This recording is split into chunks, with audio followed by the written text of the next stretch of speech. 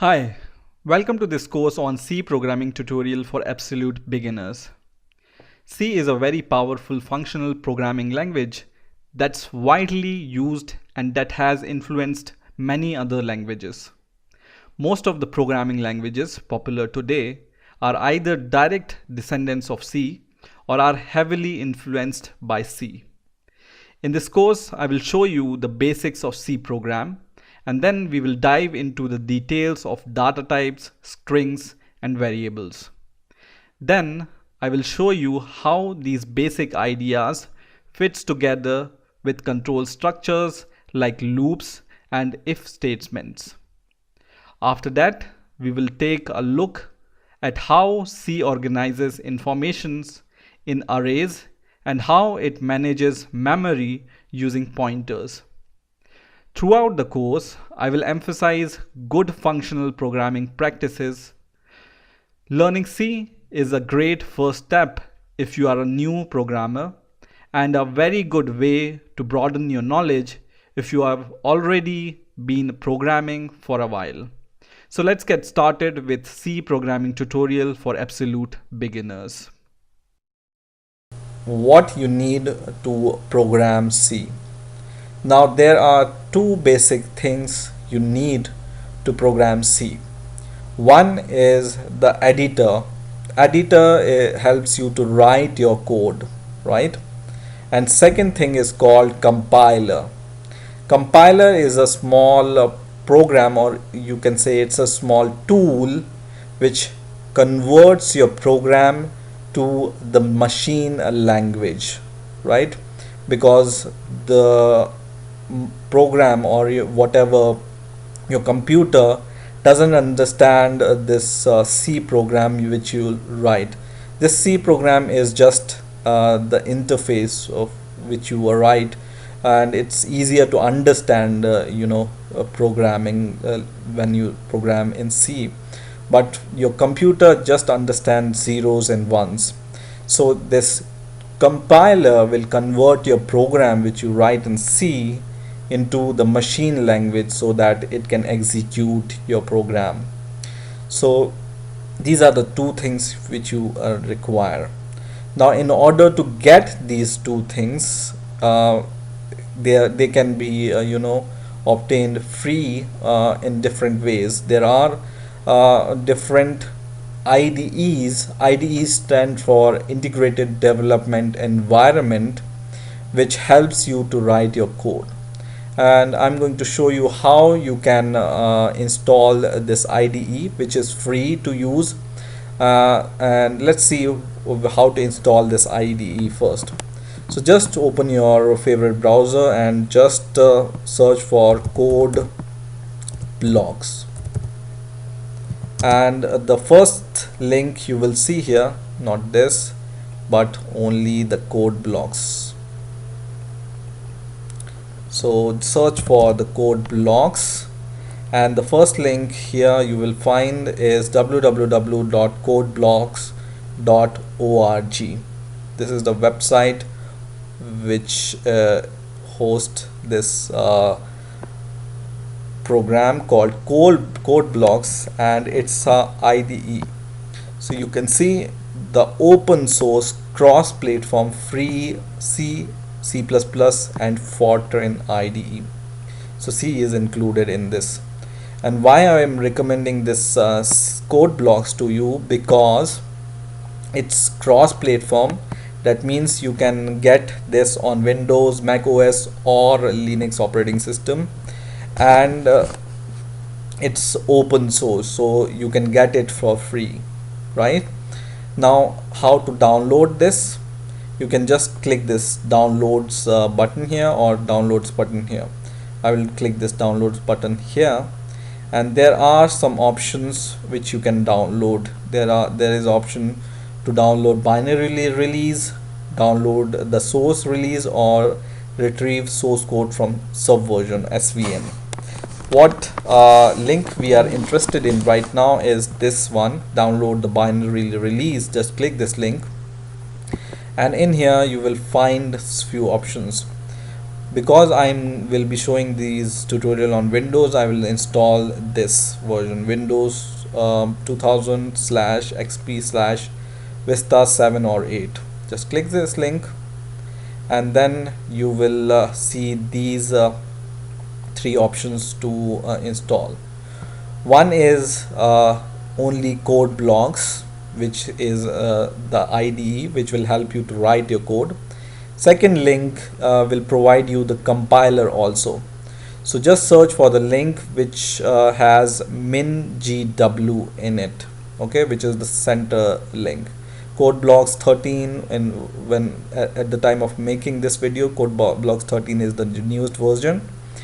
And just search for this word mingw. Mingw is a compiler which will help you to compile your program, as I have said. So it's including your compiler and editor both, and we want this version, right?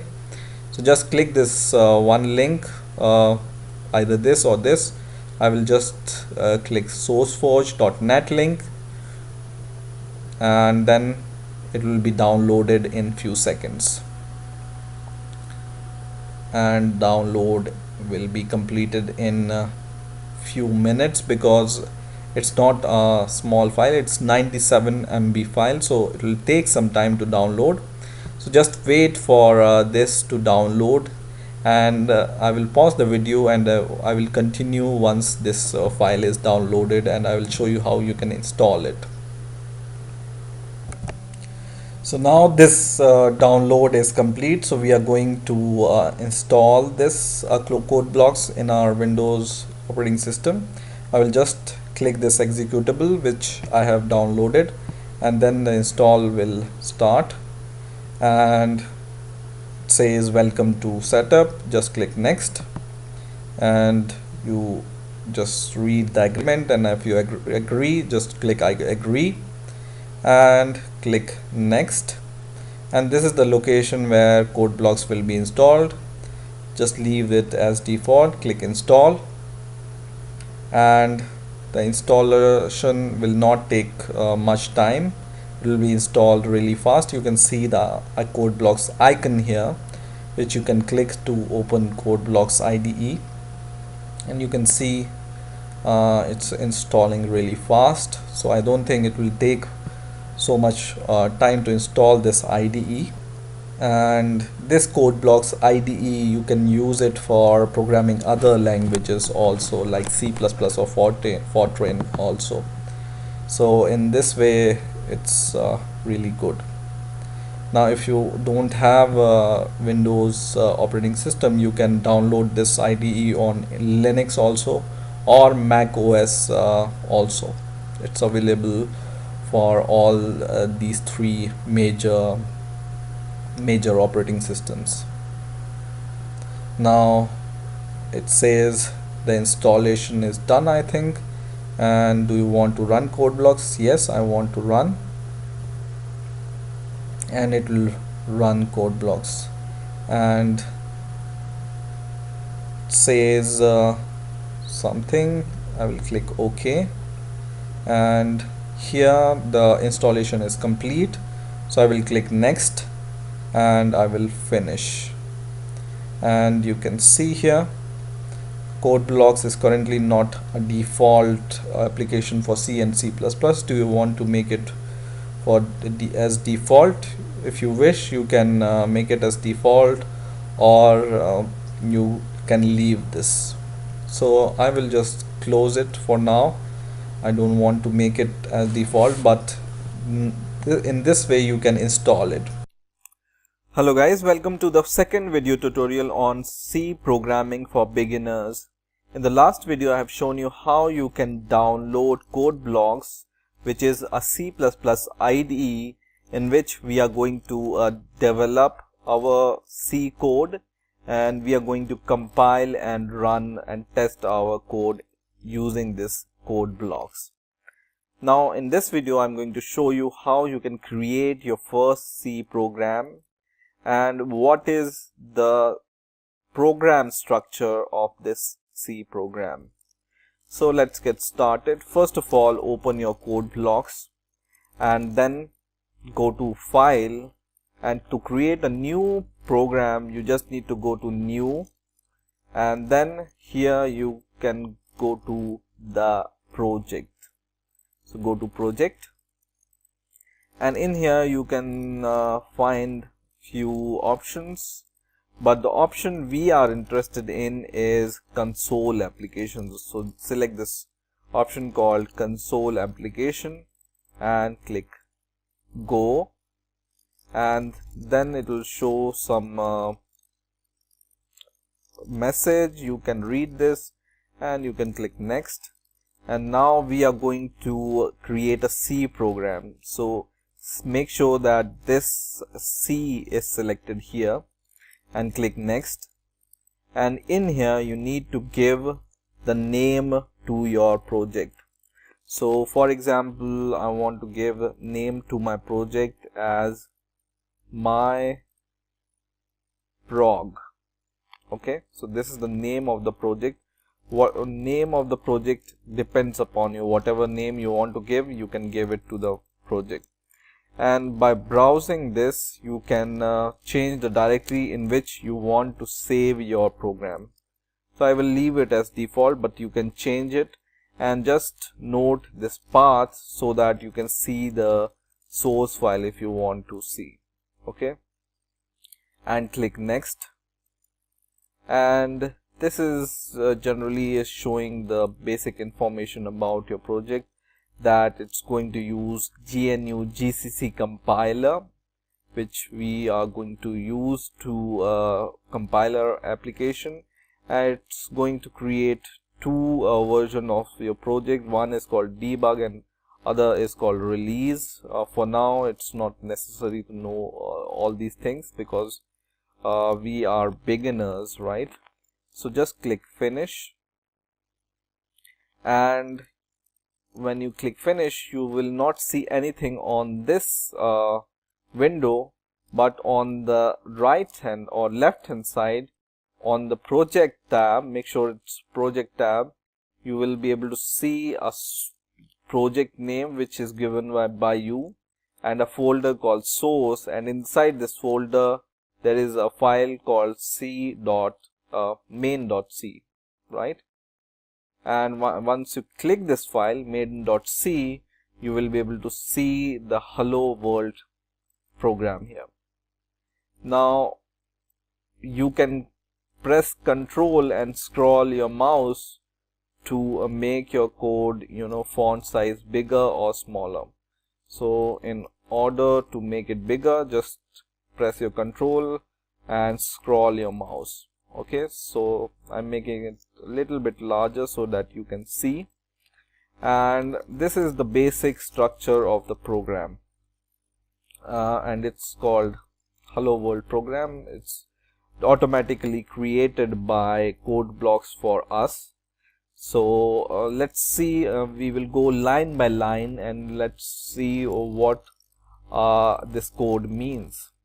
So the first line or rather first two lines, which start from this hash symbol, are called preprocessor command. There are other preprocessor command also, but these are the very most basic preprocessor command. And a preprocessor command includes a header file into your project. So whenever you create a C program, there is already some files which we need to include in our project in order to write a program. And this preprocessor command, which is this hash includes the file name which you give here. And these are the most important files which we need to create a simple program. And the first file is called stdio, which stands for standard input output, and this file is responsible for taking the input or printing outputs like this printf, which I'm going to describe you in a moment. So this function also I will explain you in a moment, but this is due to inclusion of this file. Now there is a file called stdlib, which is this file, and this file also we need to include, because main, whenever you write a C program and whenever you compile and try to run this program, your compiler, or whenever you run your program, your compiler sees the main function or searches for the main function in your project, and this is like an entry point to your program. So this main is the part of standardlib.h. So these are called preprocessor compiler. Now this int main is a function, and it's a very basic function, and it's a built-in function which every program must have. And by this main, C++ knows that it is the entry point of your program. So every project must have at least and only one main function. And what is a function? Function is a piece of code which you can execute. For now, you just need to know about this. A function is a piece of code which you need to execute some piece of code. Okay, and the most basic function is main, and most important also function is main. Now function has 2 or 3 basic things. One is a return type, which is int. Int stands for integer. So this is int. Int is a data type which stands for integer, and this main is the name of the function, which is by default you have to give in small letters. And this bracket takes an argument, and for now we are not passing any argument, so it's empty. So every program must have this main function, and because we are returning integer, we need to end our program with return 0. Return 0 is just like a success for your main program. So for now you just need to know that if you return 0 and if you reach till this point, your program has run successfully. Okay. Now printf. This printf is a part of standard.io.h file. So there is a function in this file called printf, and this printf helps us to print a string on the terminal. Okay, so this is a printf, and inside this bracket, whatever you write inside this printf in double quotes. So always remember, you need to write in double quote inside the brackets. Whatever you write, it will be printed on the terminal. So for now you are writing hello world, so it will be printed on the terminal. Now this \n changes the line, which I'm going to demonstrate in a moment. So this will not be printed, but this is a special string or character which will help you to change the line of your print. Now every line ends with this semicolon. So this semicolon tells C that this line of code is ending here, and from the next line we are going to write another line of code. Okay, and every function is started with these opening and closing curly braces. Okay, so this is the basic structure of a C program.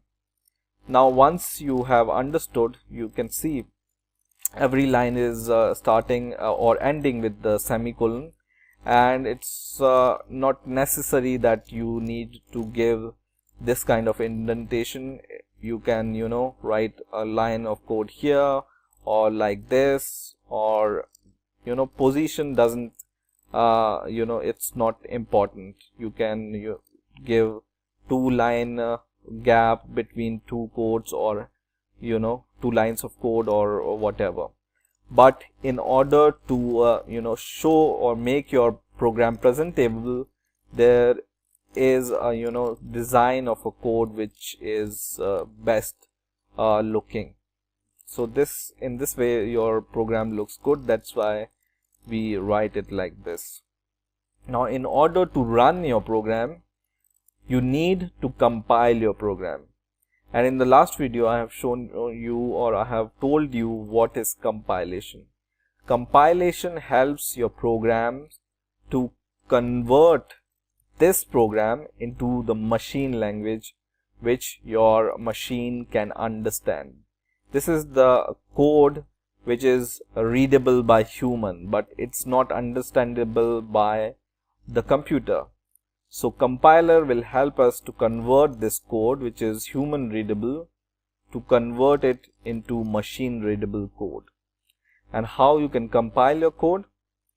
There are 3 buttons in code blocks, which is this one: build, run, and build and run at the same time. So to build your program, build means compile. Compile and builds are same. So whenever you click this build, it will compile your program. Now there is one tab here, and this tab also has this option called build, run and build.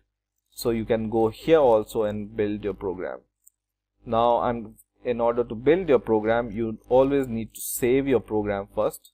So always click this save icon, so to make sure that your program is saved, and then click this build button. And this, whenever you click this build button, the output of your compilation will be shown in this build log. And if you don't see any error here, you see here 0 errors, 0 warnings, and this means that our program contains 0 errors and 0 warnings. So compiler also helps us to check whether our program is or we have written our program correct or not. Okay. Now once your program is compiled successfully with 0 errors, you can run your program with this green button. Just click this button, and now our program is running, and it prints hello world. And then it prints something which doesn't interest us. It's just thrown by terminal. So this is what we are printing, and it's just saying that press any key to continue, and whenever we press any key, this terminal will go. So this means our program is running successfully. Now if you want to build and run your program at the same time, you can just click this button, and this button, build and run, will build your program also and run your program. So when I click this, it will build and run my program at the same time. Now whenever you do some mistakes in writing your code, your compiler will give an error. So for example, by mistake I left some unknown characters here after my printf function here, and after the semicolon, which is unknown to the C compiler. So whenever we save our program and compile it, this will give us compilation error. You see error, and it's showing expected semicolon before a return, right? And it's not, we haven't given semicolon here, so it's giving us the error. We added semicolon, but still it's unknown to your C program. So once again I compile it, and it will still give us error because it says error this word is undeclared, right? So whenever you write a code which is unknown to C, it will give you the error and this red mark where or from where, which line this error is coming from. So in this way you can check whether you have written the correct program or not. So this is to check also. You compile a program to check whether you have written something good or you have written something which is correct, and to convert your program into the machine language. And this, to run the program, you just click this button and it will run the program. So this is how the C structure of program looks like, and this is how it works. Hello guys, in the last video I have shown you how to create your first C program, and I have also explained you this code line by line to you. Now in this video I'm going to further explain you how to use these inputs and outputs like printf and other things in C. So in the last video I have shown you that this printf, we can use it to print any value to the terminal. So whenever we run this code, we will see that hello world, which is inside the printf function brackets, is printed, and this /n just changes the next line. So for example, I want to print hello world 3 times, 1 2 3, and I will just build and run my program. It will be printed 3 times hello world, and in the next line hello world, and in the next line hello world. But if you want to print this hello world again and again without any line break, you can just remove this /n. So I will remove this /n here, and then I will just run my program, and I can see this hello world is printed 3 times in one line. So this /n changes the line. Now for example, you want to print some number. How can you do this? So first idea which may come into your mind is just write a number. For example, printf 32. But let's compile this program first. And it says some warning, and when I run the program, it will not run, and it will give you some error, because this is not how you print a number. In order to print a number, you need to use a special placeholder. So for example, I want to print 32 here. I need to give a placeholder.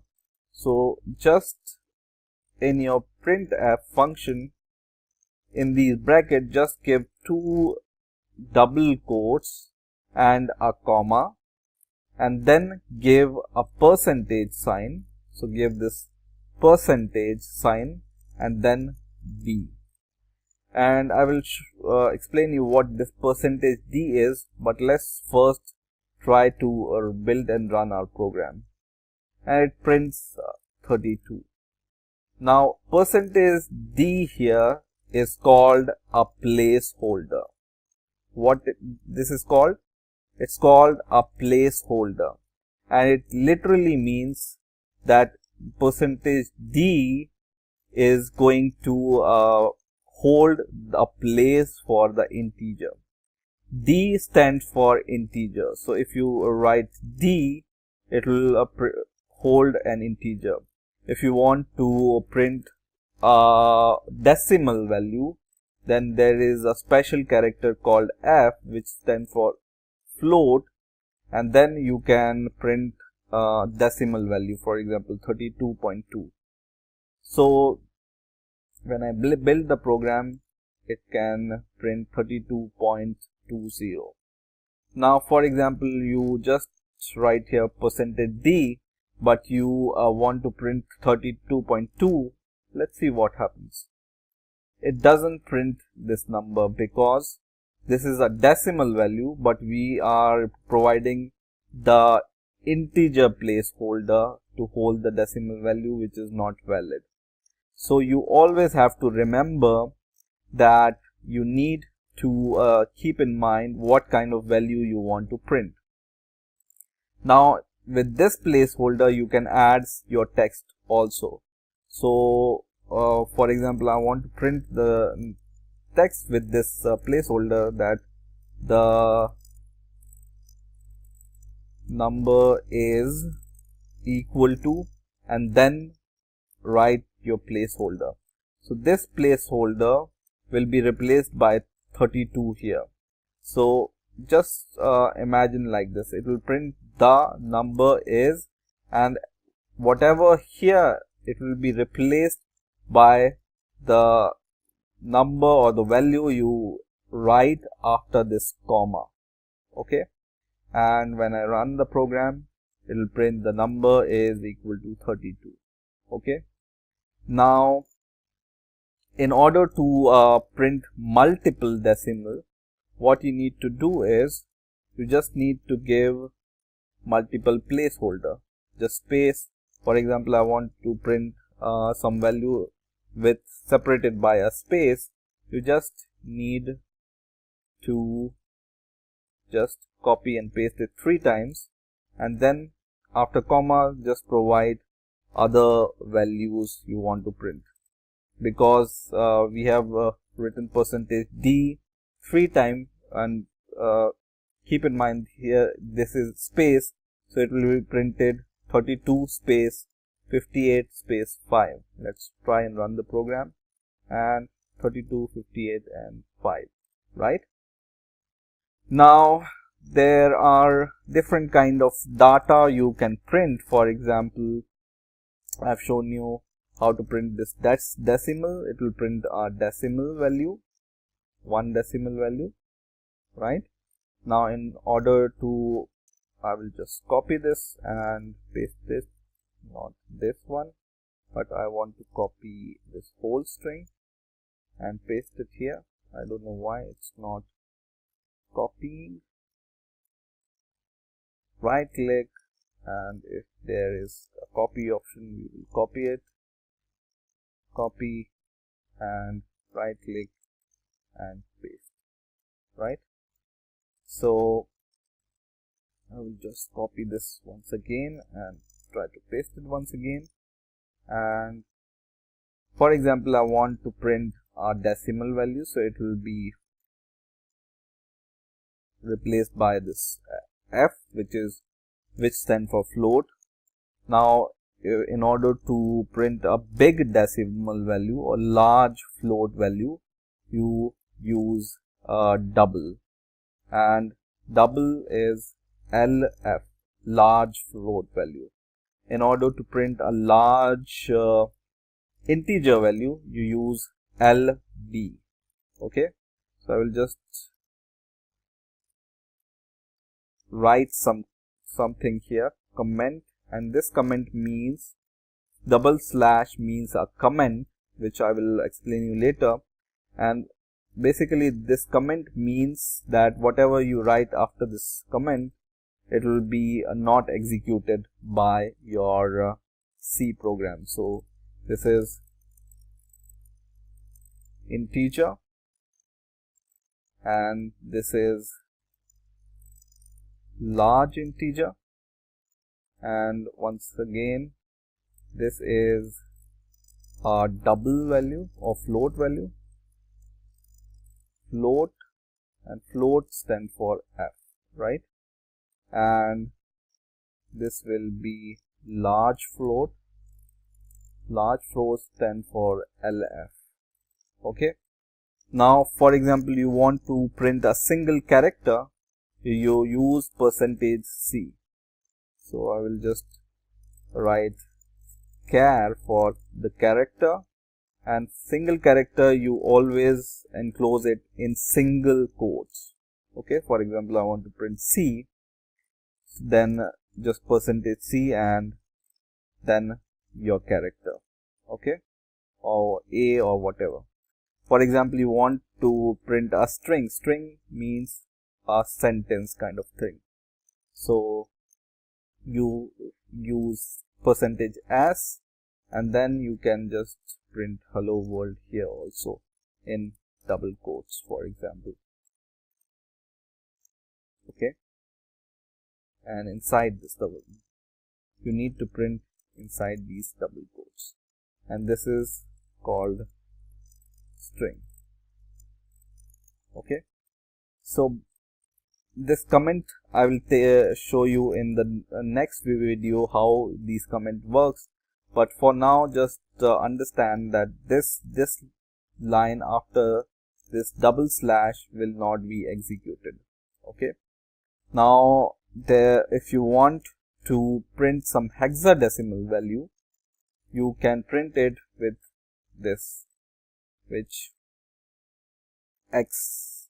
Okay, and for example, you want to print the hexadecimal value for 16, it will be printed as hex value. Okay, so I will write hex. Now I will run the program, but bear in mind that they will be printed in same line because we haven't provided this line break here. So we will provide this line break after every line print, so that they will be all printed in different lines. Okay, different lines. And this was decimal, this was large decimal, so you can just print a large number. Large number can be, you can search for the large decimal limit, and it has some limit, and then the float value, and then the large decimal float value, for example this one, and the character is okay, string is okay, and hex is okay. Now we'll try to build my program and run it, and it runs. First it prints hello world, which is a simple string, then it prints 32, which is a decimal, then it prints big decimal value, or not big decimal but big integer value, which is this one, then it prints this float value with f, %f, then it prints the large float value, which is this big decimal value, then it prints the character a with a %c sign, then it prints the string, which is %s, and then it prints the hexadecimal value of 16, which is 10. Hexadecimal value of 16 is 10. Okay, so in this way you can print values using printf function. Okay, so remember these placeholder values: d for integer, ld for large integer, f for decimal values or float values, lf for large float values, c for characters, s for string, and x for hexadecimal values. Okay, now in order to take the input, so for example you want that user should give some input, and then you want to print this input. So for example, what you can do is, for example, you want that the user should enter some value. Okay, and then it will be printed on the screen. How can you do that? You do that with a special function called scanf. Scanf function we generally use to take the input from the user. Okay, for example, I want to take input from the user as a string, so I will write %s and then comma, and then I can just give any value here, and it will be taken by this scanf, and if you want to print it, you can print this value. but this we will see later when we will understand how variable in C works and how these data types work in C. So this we are going to see later, but just remember scanf, we use it to input values, right? Now there is another special function which is called puts, which is like this, puts, and it also prints the value to the screen. So for example, you want to print some value, this is my C program. You can print it like this also by using print or puts function, and when I run this program it will be running fine. I will close this and compile and run this, and this prints this is my C program. So in this way you can input and output different kind of data using C on terminal. Hello guys, welcome to the yet another video tutorial on C programming for beginners, and in this video I'm going to teach you about comments. So as the name suggests, comments are used to provide a description of your code, and comments are generally not executed by your C program. And for example, you want to give some description of your program, what is it is doing, or what is the purpose of your line of code, you use comment. So in order to give comment to your C program, you can use two ways. One way you can use is for multi-line comment. Multi-line means more than one line comment, and this is just write / asterisk and then asterisk and /. Okay, and in between whatever you will write, it will be called a comment, and it will not be executed by your program, or it will not be compiled even by your project's program. It's just used to describe what your program is doing. So for example, I can say that this program is, and then I can go to second line and I can just write more description. This program is printing hello world, for example.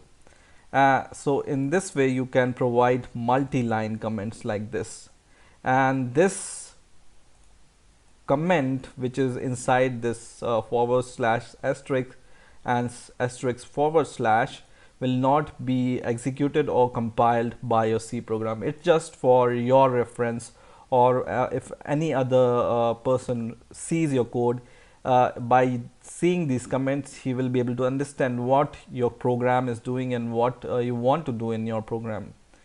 Now in order to provide a single line comment, for example, this line, what this line is doing particularly, I can give a comment to this line.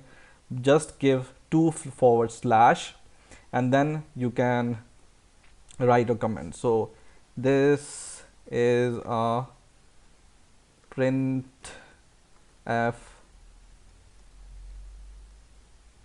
function. Okay, so you can write these kind of comments in your single line comments, or you can place it here. So you can place your comment anywhere in your code. Just keep in mind you need to provide double slash or / asterisk and asterisk / and with asterisk /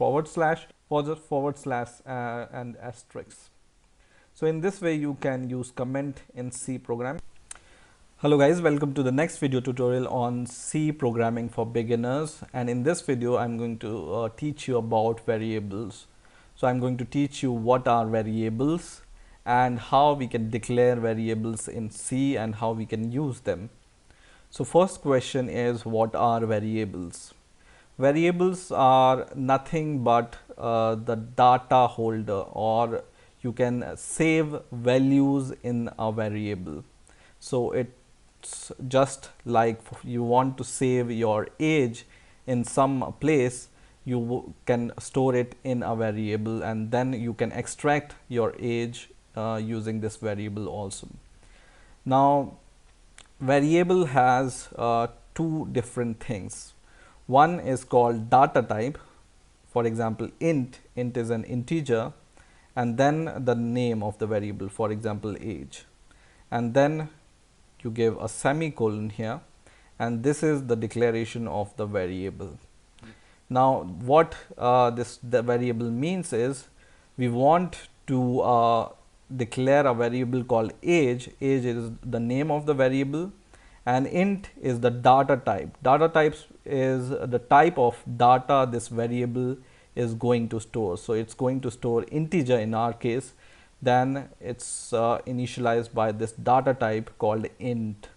Okay, now you can assign some value to this age. For example, age is equal to 21, and then you can print this age by printf function. For example, the age is percentage %d, which holds integer value, and then comma, and then the variable name, which is age. Okay, and when you compile and run this program, it will show you the age is, and whatever the age value is, which is 21 in our case, right?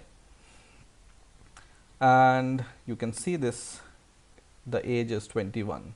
So once again, the variable are used to store some value. Okay, now there are some rules for declaring the variables also. For example, you want to store the variables using some number, starting with a number, then you cannot do this. So these are some rules. I will just enclose them in the comments so that they are not executed. The rules are, your variable name cannot start with a number. Okay, so for example, you want to start your variable with a number, it's invalid. The number must not be there or at the initial place. Okay, so whenever you compile this program, it will give you an error because your variable name starts with a number, but it can end with a number, or the number can come in between your variable name. It will be totally fine, because what's the problem here? Yeah, this age, I will just comment this out because age I haven't declared it yet, right? So it's totally fine to have numbers in between your word, but your variable name cannot start with a number. Okay, the second rule is, your variable name cannot have spaces. So for example, you want to declare a variable called any age, for example, with a space in between. So this is invalid. You cannot have spaces in your variable name, right? The third rule is, you cannot start or use any special character. For example, dollar, you want to use dollar to initialize the variable name, it's not allowed. Or you want to use asterisk in between your variable name, it's also not allowed. Okay, so avoid using special characters in variables, but it's totally fine to use underscore. Underscore is an exception which you can use as a special character in between your name. So for example, my underscore age is totally valid variable name. Okay, the fourth rule is, always avoid to use special function names. For example, main is the function already declared in C. If you want to declare main as your variable name, it's okay, but it will create conflict in C, because C will think that this is a function name and you have declared it as a variable name, so it will give you some conflicts. And it's in the warning also, when you compile this program, it says main is usually used as a function. So avoid using any special function names in as a variable name. Okay, so these are some rules for the variable names. And you can also initialize your variable like this 21. It's totally fine. Whenever you declare your variable, you can at the same time you can initialize it by this equal to sign. Okay, and whenever you build and run, it will run totally fine. Now there are different type of variables. I will just run this program and then I will show you what are different type of variable name which are very basic to see. So you can declare integer variable names. For example, you want to declare decimal point variables. You can do it with the data type float. So float you can use to store some floating point value or decimal values. For example, pi has the value, for example, 3.14 and whatever. So it's a decimal value. You can store this decimal values using a data type float. Okay.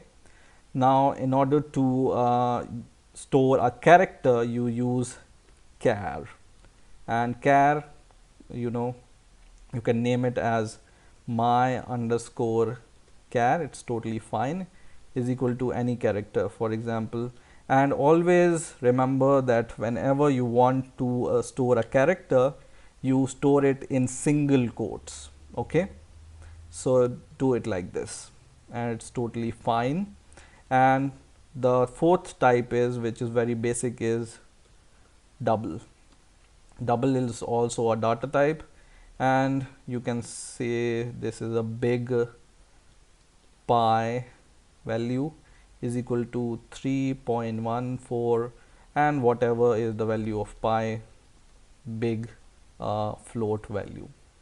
So these are the four basic data type you can use in C. There are other data types, but these are the most basic data type you can use to declare variables in C. Now I think that's it for this video. Hello guys, welcome to the next video tutorial on C programming for beginners, and in this video I'm going to teach you about simple math and math operators in C programming. So basically there are some operators which you can use to do your math in C, and these are called multiplicative and additive operators. And the first operator is this plus symbol, which is used for addition. Second is minus symbol, which is used for subtraction. Third is asterisk, which is used for multiplication. Fourth is this forward slash, which is used for division. And the last is this modulus operator, which is also called modulus. So these are called multiplicative and additive operators. Now how we can use them? So for example, we have two numbers. Int a is equal to 23, for example, and comma b is equal to 45, and you want to add these two numbers. How you can add these two numbers? You can just declare another variable called sum, and then you can add these two numbers like sum is equal to a plus b. Okay, and the result you can print it in printf function. So you can just say sum is equal to percentage d, okay, and comma your sum function, sum variable, okay, which is this one. You can just compile and run this program, and it returns error because I forgot semicolon. Save your program and compile and run your program, and it will give the sum of 23 and 45, right? So it will just print sum is equal to whatever is the sum of these two values, which is 68, like this. Okay. Now in the same way, if you want to divide or subtract these two numbers, so I want to subtract 23 by 45, you just do a minus b, which will be a minus value, right? So I will just compile and run my program, and this will not be a sum but the subtraction. I forgot to change the variable name, but the result will be the subtraction of these two numbers, which is 22, right? So you can just name this sum instead of sum. When you are doing subtraction, you can name it as subtraction, for example. Now in order to get the multiplication, you just change the variable name as multiplication and just use asterisk for the multiplication, right? So a asterisk b will give you the multiplication of these two numbers, and here you can say is product is equal to this multiplication. Okay, and compile and run the program. It will give the multiplication of these two numbers. And in the similar way, if you want to divide two numbers, this is interesting. So this is the product of these two numbers, and in order to divide two numbers, let's say this is division variable, and in order to divide these two numbers, you just use /, right?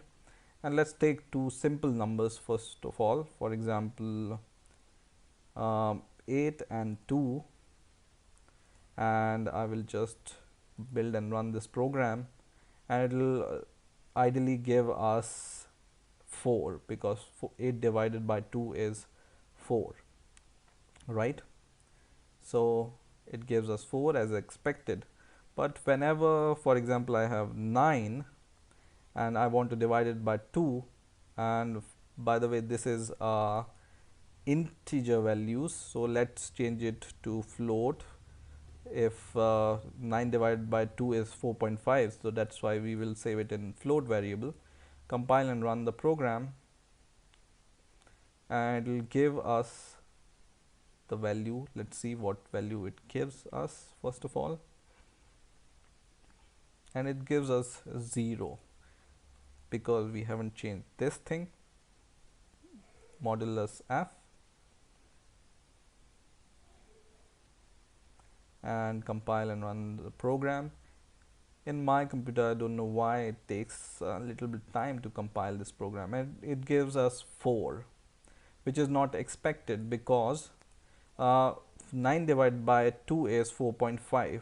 But what this / symbol do is it will give you the whole division. For example, 9 divided by 2 is, first of all, you will divide 9 by 2, then you will give 4, and it will leave the point value. So 0.5 it will leave always. By using this, you will always get the multiple. So 4, or whenever you have 11, it will give you 5, and the remainder it will not give you. Okay, and in order to get the remainder, so 11 divided by 2 is 5.5, and when you divide 11 by 2, it will fully divided by 5, and it will give the remainder of 1, right?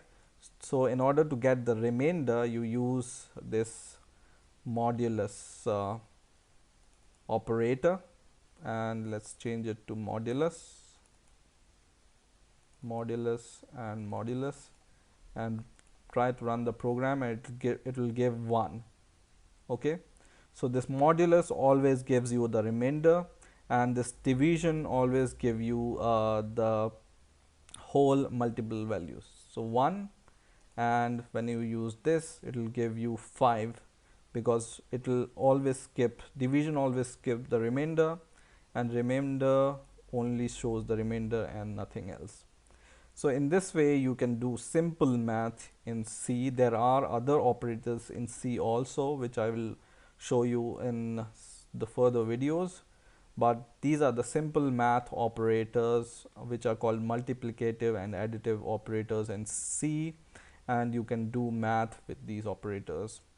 And one more thing, if you want to know what is the precedence of these operators, if you have seen in your schooling, you have something like PD MOS or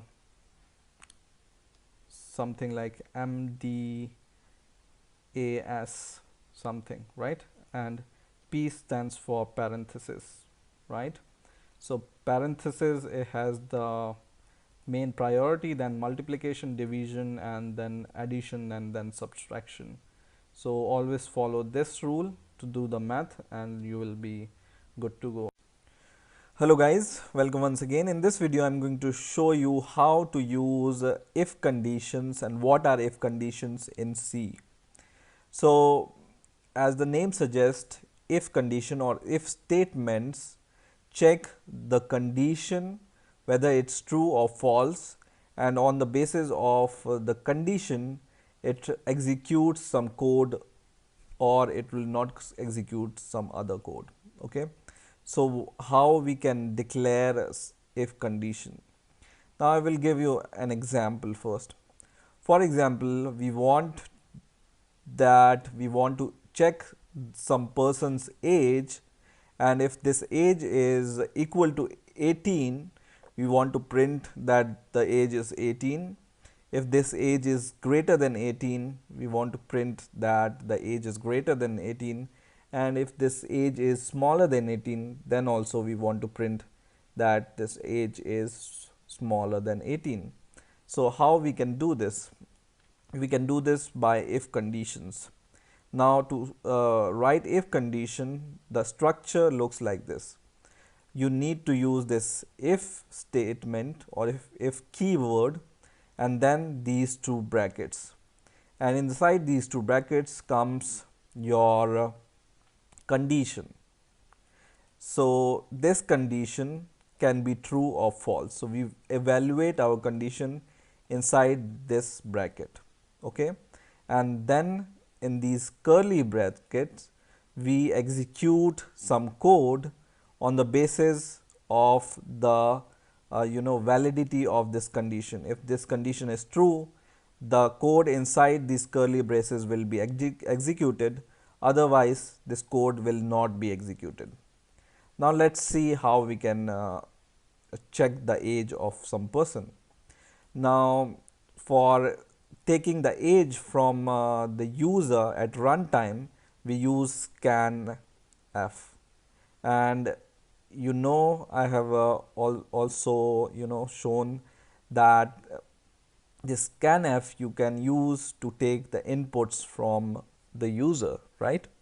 So I will just tell the user first by printing this message that please enter the age, and in using this scanf I will take this input, and because this age is an integer, I will use this modulus d to take the integer, and then comma, then the age.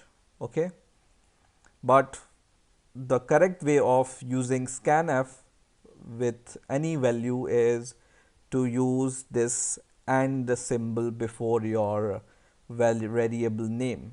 And what this and symbol indicate is the address of this value.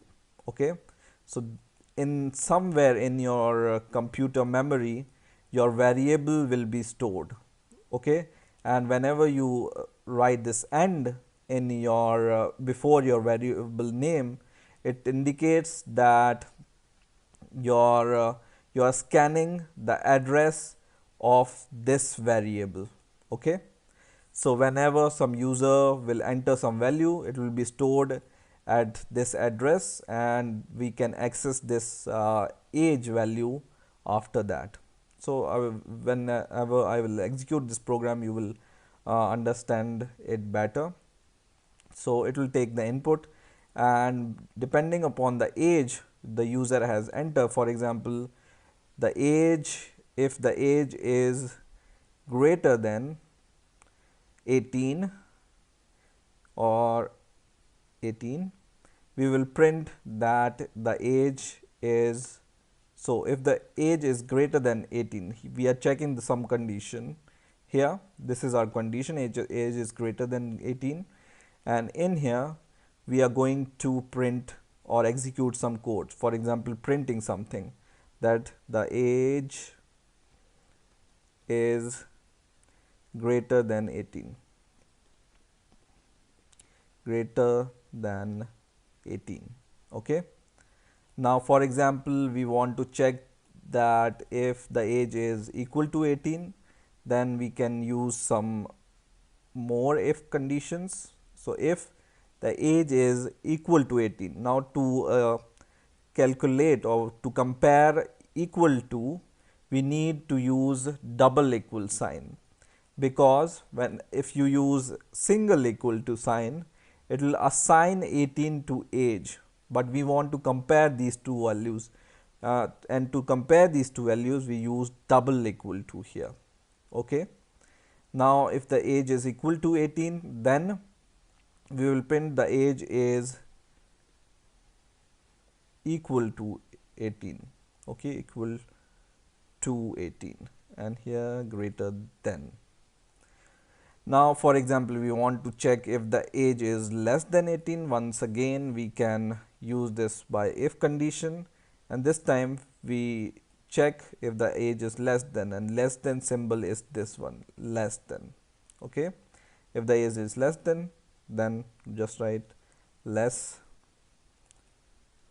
than. Okay, so we are going to check these three conditions.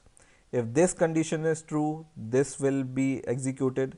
If this condition is true, this one, if age is equal to 18, then this will be executed. Otherwise, if this condition is true, then this code will be executed. So this is condition based code execution. I will build the program and run the program, and first of all we are going to see this message, please enter the age, and we are going to enter the age. So it says please enter the age. I'm going to enter the age. For example, I enter the age 21. 21 is greater than 18, so we are expecting this message to be executed. And because these conditions are not match, then these code or these printf messages will not be printed. So let's see the output. Just write 21 and press enter, and it says age is greater than 18, which is true. The age is greater than 18, so this condition is true. That's why we can see this message. And because this condition, age is not equal to 18, 21 is not equal to 18, then this one is not executed. And 21 is not less than 18, so this condition is not executed as well. But 21 is greater than 18, so this condition is true, and this message will be printed. Now let's try to run this program once again. Now this time we will enter 18. Okay, and now this time we can see the message, the age is equal to 18. Okay, so age is equal to 18, because 18 is equal to 18, this condition is true and this is printed, and other conditions are not true, so their code is not executed. Once again we enter the age 15, and the third condition is true this time, age is less than 18, 15 is less than 18, so it says the age is less than 18, which is this message. So in this way you can use if conditions in C. Hello guys, welcome once again. In the last video I have shown you how to use if statement in C programming. Now in this video I'm going to show you how you can use if else statement in C, and how you can use nested if else statement in C programming. So in the last video I have given you an example that how you can check the age of the person, whether it's greater than 18 or equal to 18, or it's less than 18, right? Now I'm going to take the same example to demonstrate if else statement. So what I'm going to do is I'm going to delete this stuff, and now for example we just want to check whether the age is greater than 18 or it's not greater than 18. So we want to print if the age is greater than 18, then we want to print the age is greater than 18. Otherwise we want to print that the age is not greater than 18 or age is less than 18, right? So how we can do this? We can do this either you can write some condition that the age is for example if condition and something like this from our last video, but there is a condition called else which catches all the condition which is not true, right? So if age is not greater than 18, then the program goes to this else condition, and this else, as the name suggests, that it indicates every other condition which is not satisfied by your if condition. So if the age is not greater than 18, then it goes here in the else statement. So else after this bracket and then your curly bracket. So else doesn't take any condition because it doesn't need to check any condition, because it's everything other than this if condition, right? So in here we want to just write that the age is not greater than 18, right? And I'm going to compile and run my program, and this will give me the answer. So please enter the age. I will write, for example, age which is greater than 18, which is 21, and I will press enter, and it says me the age is greater than 18. Now I'm going to rerun the program, and this time I'm going to give 15, which is less than 18, right? And I will just press enter, and it says the age is not greater than 18. That means this condition is checked, and if this condition is not true, your program goes to this else condition or the else condition of this if statement, and this line will be printed, right?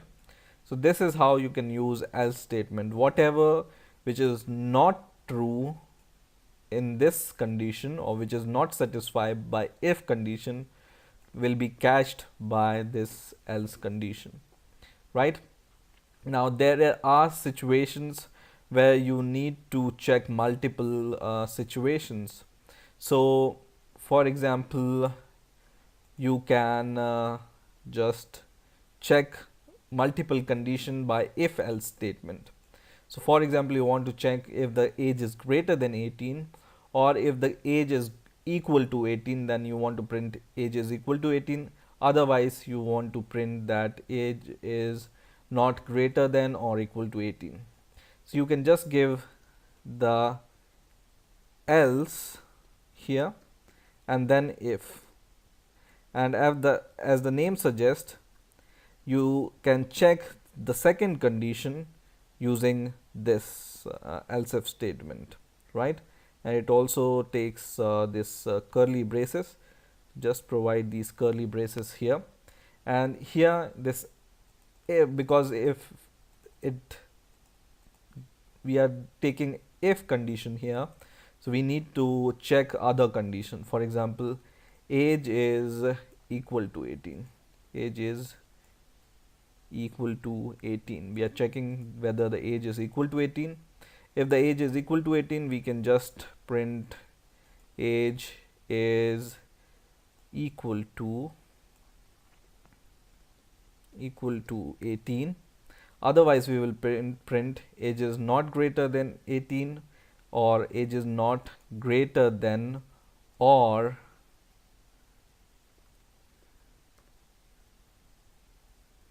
equal to 18. So age is not greater than or equal to 18, right? So we can check these conditions, and this is called else if. So we can check multiple conditions by using else if statement. If, else if, and then otherwise if the condition is not true, then this will be executed. So what will be the program flow here? The program will ask the age first to the user, and it goes here, and if this age entered by the user is greater than 18, then this will be printed, and every other if condition will be ignored, and this will not be executed, this code, and this code will not be executed. Otherwise, if the age is not greater than 18, then it will go to this condition checking, else if condition checking, and your age, if the age is equal to 18, then this will be printed, and everything other than this will be skipped, and all the other code will not be executed, right? Otherwise, if the age is not equal to 18 and if the age is not greater than 18, this code will be executed. And in the same way, you can use multiple if else conditions like this.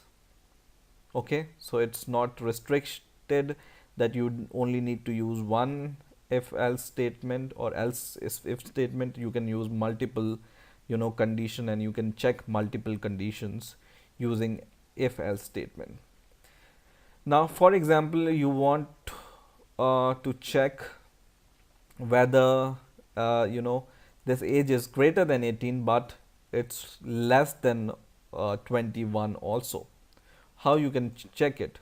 So if the age is greater than 18, we want to print this condition, and inside this code we also want to check if the age is less than 21. So you can use nested if conditions like this. So here inside your if condition, which is this curly braces, you can use if. Once again, you can check the age is less than 21. You can print age is less than 21. Okay, so you can just print age is greater than 18 but less than 21. Okay, and in the other case, you can just write else here, else, and you can just provide other statement that if the age is greater than 18 but it's not less than 21. So but not less than 21. Okay, I will compile and run this program, and this is called nested if else condition. Okay, so because you are using if condition inside a if condition, it's called nested if else statements. Okay, so it's not necessary that you cannot use if condition inside if condition. You can use multiple if condition to check multiple conditions in C, right? Run the program, and for example, I give the age 26, which is greater than 18 but it's not less than 21. So ideally we will see this message, the age is greater than 18 but not less than 21. Press enter, and it says the age is greater than 18, which is this statement, which is due to this statement, the age is greater than 18. Now it goes here and it sees that 26 is not less than 21, so it goes to the else condition and it will print this, the age is greater than 18 but not less than 21, and it's printing it here, the age is greater than 18 but not less than 21. Otherwise, I will rerun this program, and let's delete, or not delete, but let's provide this line break here. so that this will be the change in the line, and this time we provide 20 as the age, and it says that the age is greater than 18 but the age is also less than 21, right? So in this way you can just check whether this age is multiple condition. You can check it from here, right? So this is how you can use if else statement and nested if else statement in C. This is called nested if inside your if else statement, and this is called else if statement, and this is called else statement in if statements. Hello guys, welcome once again. In the last two videos I have been showing you how to use if else conditions in C. Now in this video I'm going to teach you about the ternary or conditional operator in C. This is also used to make decisions in C, but whenever you want to make a decision which is very short and you want to do it in a single line, this ternary conditional operator can be useful. Now how to use this ternary conditional operator? So for example, I have two integer variables. Integer a is equal to, for example, 10 here, or 19, and integer b is equal to 20, for example. Okay, now I want to compare these two integers. I can do it with the help of if conditions, but for comparing and writing if and then else, this can be a little bit longer expression in terms of code to compare these two. The shorter form of comparing these two integers can be, for example, I can declare integer c, and I want to transfer the greater of these two values a and b, which is b, to c. So I want to compare a and b, and whatever variable is greater, or whatever value is greater, then we want to transfer this value to c. Okay, so there is an operator called ternary operator, which is like this. It's used like this. So you have this bracket, and in this bracket you just write your condition as you write in the if condition, and then you give a small question mark here, and then if the condition is true, you can transfer or pass the value to your result from here. Otherwise, if the value is false, then the value which is contained after this colon will be transferred to your value, or will be returned. So I will give you an example what I mean by this. So for example, I want to have c is equal to the greater of these from these two values a and b. So I will compare these two values like this. If a is greater than b, which is not greater than b obviously, then I'm asking c, so I will give this question mark, and then if a is greater than b, I want to return, for example, a. Okay, or if a is greater than b, I want to return b, otherwise a. So if a is greater than b, I will return b, which is like this, or else I will return a. Okay, so this will be executed by c like this.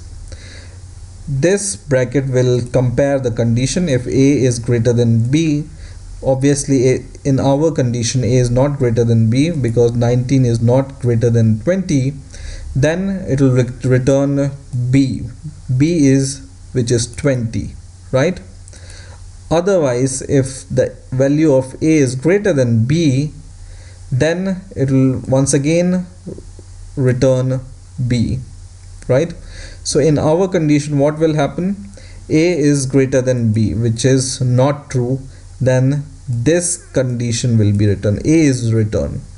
If the condition is fulfilled, the first parameter is returned. If the condition is false, then the second parameter will be returned. So the value of c in our case will be, what will be the value? A will be the value 19, right? So we can print this value, print f, and then in the double quote, answer, for example, answer is equal to percentage t comma value of c. We want to print value of c, right? I will compile and run this program, and let's see what will be the answer. I forgot this semicolon here, so once again compile and run the program, and the answer here is 19. Because a is not greater than b, then it will return the second argument. Because our condition is false, so it will return the second argument. If the condition is true, it will return the first argument. So in our case, the condition is false. Because a is not greater than b, then it will return the second parameter, which is a, which is 19. Now for example, the value of a changes to 25. What will happen? Now our condition is true. 25 is greater than 20. Then it will be returned like this. B will be returned because the condition is fulfilled. And we have seen that if the condition is fulfilled, then the first parameter will be returned, right? So when I compile and run the program, it will return 20, right? Because the value of b is 20. Okay, so in this way you can use this ternary conditional operator in C. Now you may ask, what is the performance difference between this ternary operator and if else condition? Because you can also write if else condition to compare a and b, right? So there are arguments about the performance. Some says the performance of ternary operator is faster than if else condition, but the benefit of this ternary operator is if you want to write your code in one line, because if you would have used if condition, you would have written at least 4 or 5 lines.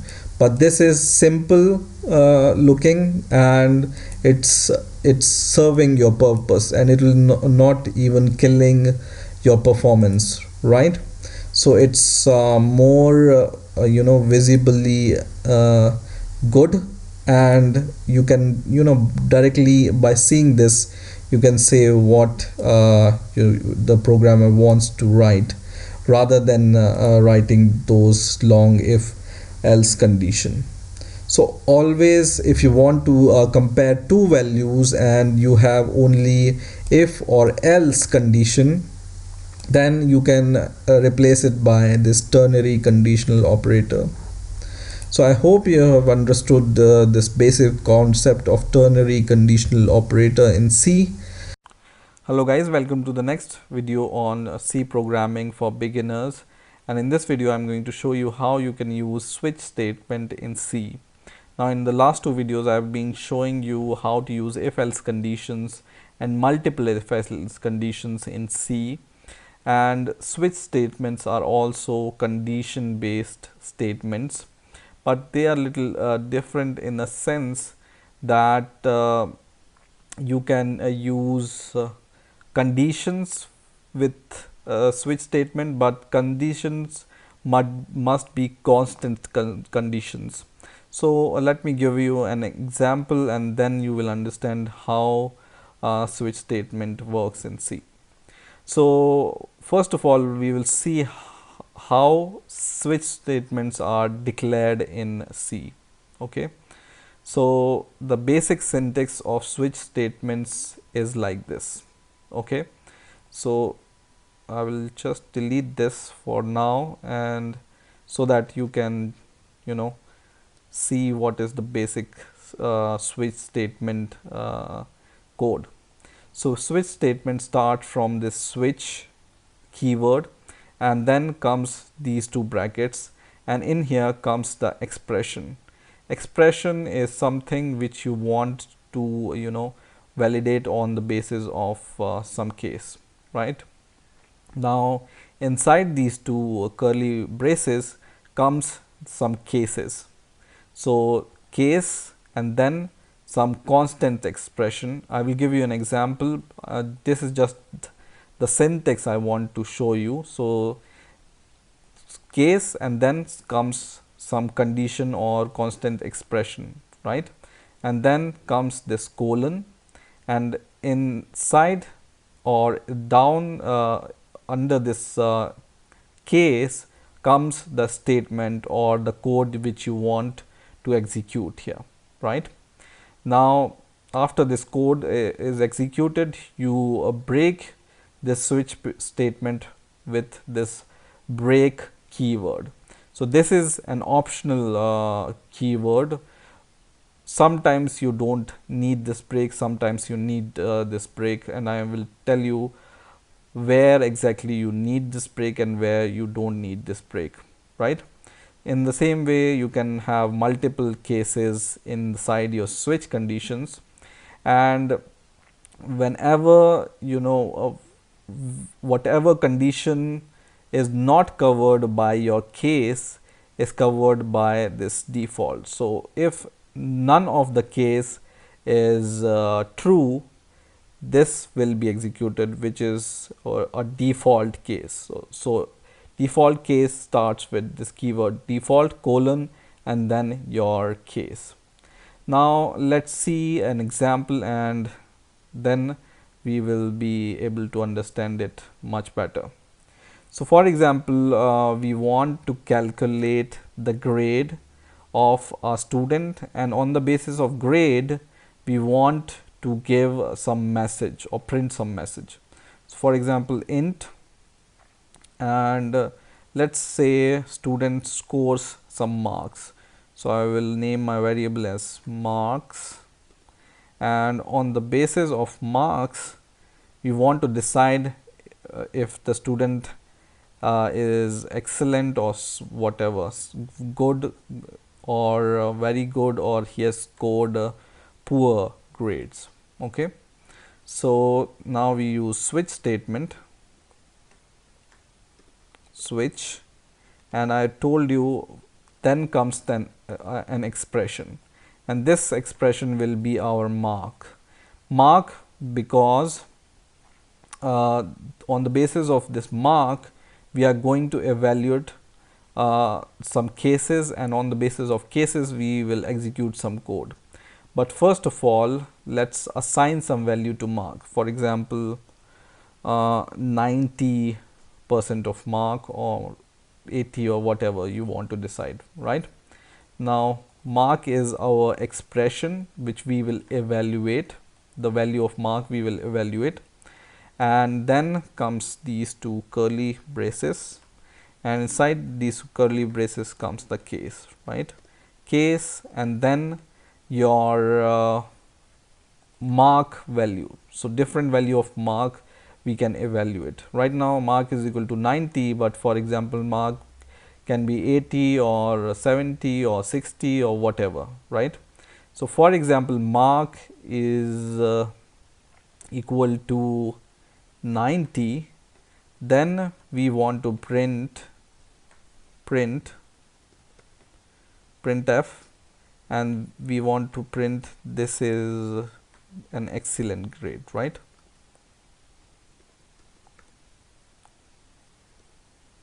Excellent. Okay, and then the same semicolon, and then we will break. Okay, now comes the second case. For example, in this case we want to evaluate mark is equal to 80, right? And let me give some indents here. And when grade is 80 or for example 75, we will say that he has scored very good grade, for example. Okay, so we will print, instead of excellent, we will print very good. Okay, in the similar way, you can just add a break here, and break is nothing but a keyword which breaks this switch case, and I will explain you what it does. But let me add two more conditions, and these two conditions will be, first is 60% of mark, and then we will say good, the grades are good, or we will say 50% of mark and or 40% of mark, and we will say grades are okay or poor or whatever. This is just an example. Or otherwise, we will say if the grades are not 90 or 75 or 60 or 40, there can be grade which is not covered by these cases. Then we will have the default case, default, and this case covers any value other than covered by these cases, right? So we will print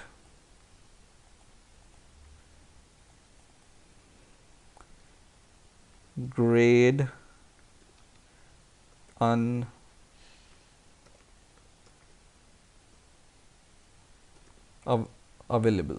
Okay, so let's run this program and let's see how it works. Okay, so I will just compile and run this program, and it says excellent, right? And that's what it must do, because you see marks is equal to 90, so it assigns mark is equal to 90, right? And then we are checking the value of 90 using this switch statement, and because mark is 90, it goes to this case where mark is equal to 90. Then it prints this message, and what this break does is, if the case is fulfilled, then we want to break out of this switch statement, and we don't want to execute any other statement other than whatever is fulfilling our case, right? So it prints excellent and it breaks out of the switch statement, and whenever your C program sees this break statement, it jumps out of your switch case right at the end of the switch case. Okay, now for example our marks are 75, then let's see what's the answer, or what it prints. It prints very good, which is true, right? So in the case of 75, mark is equal to 75, and it search for the case for 75. If the case 75 is present, it will print your value, or it will execute whatever code you will write here, and then it will see this break keyword, and it jumps out of this switch statement. But the important thing here is the case 90 is not executed, because the code inside this case 90 is not executed because the case is not 90. Mark is 75. The value of mark we are checking, right?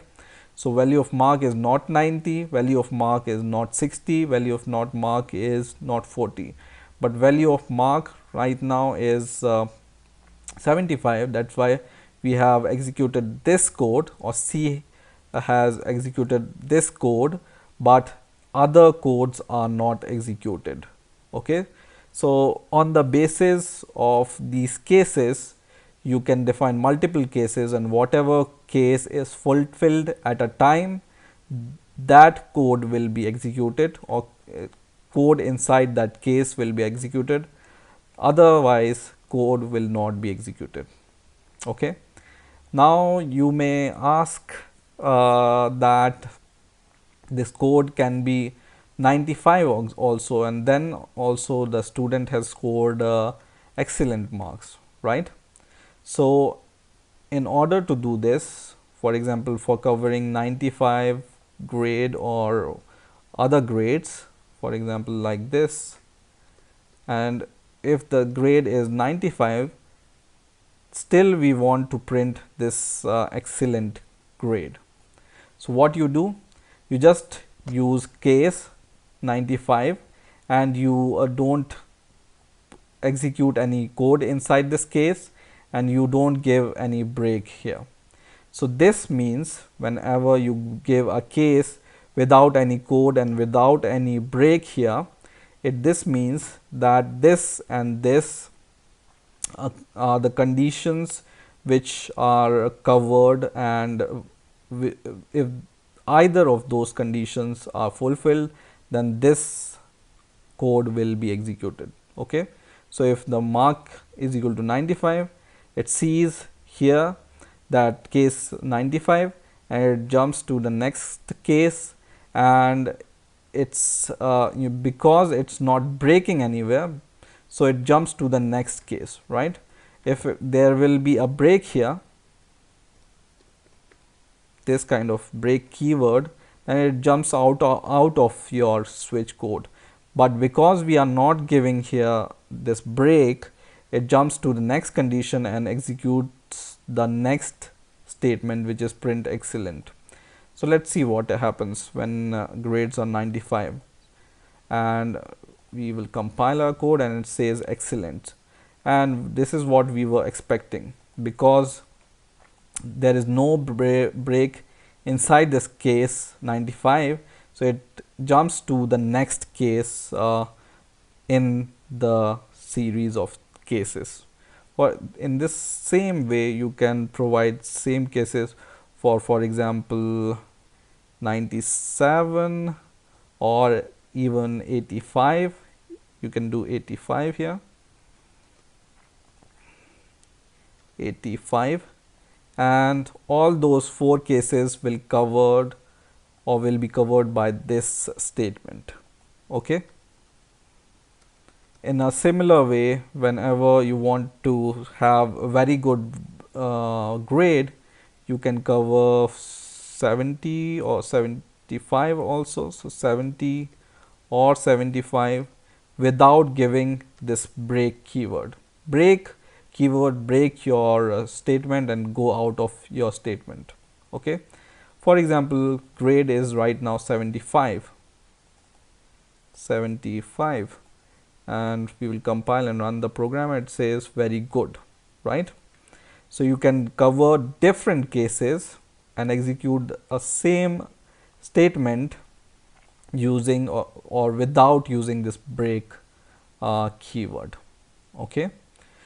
So this is how you use switch cases in C programming. I hope you have understood the basic concept of switch cases. Hello guys, welcome to the next video tutorial on C programming for beginners, and in this video we are going to see how we can use loops in C, and we will start with while loop, how to use while loop in C programming. Now first of all, what are while loops? So, or even you may be wondering what are even loops in C. Now as the name suggests, loop is a piece of code which will execute again and again and again until and unless some condition is true. Okay. Now for example, we want to print the values of integer from 0 to 10, and we don't want to use printf again and again to print print 1, print 2, or printf 1, printf 2, printf 3. Instead of that, we just want to use one line of code printf, and we want to print from 0 to 10 using the single line of code, which is printf. We can do it by using while loop. Okay, so a loop is something which executes your code again and again and again until and unless some condition is true. Now, how to use while loop? So let's use the same example to print 10 numbers. So I will declare int I is equal to 0 as my variable, and then I want to print a number or integers from 0 to 10 or 0 to 9 itself.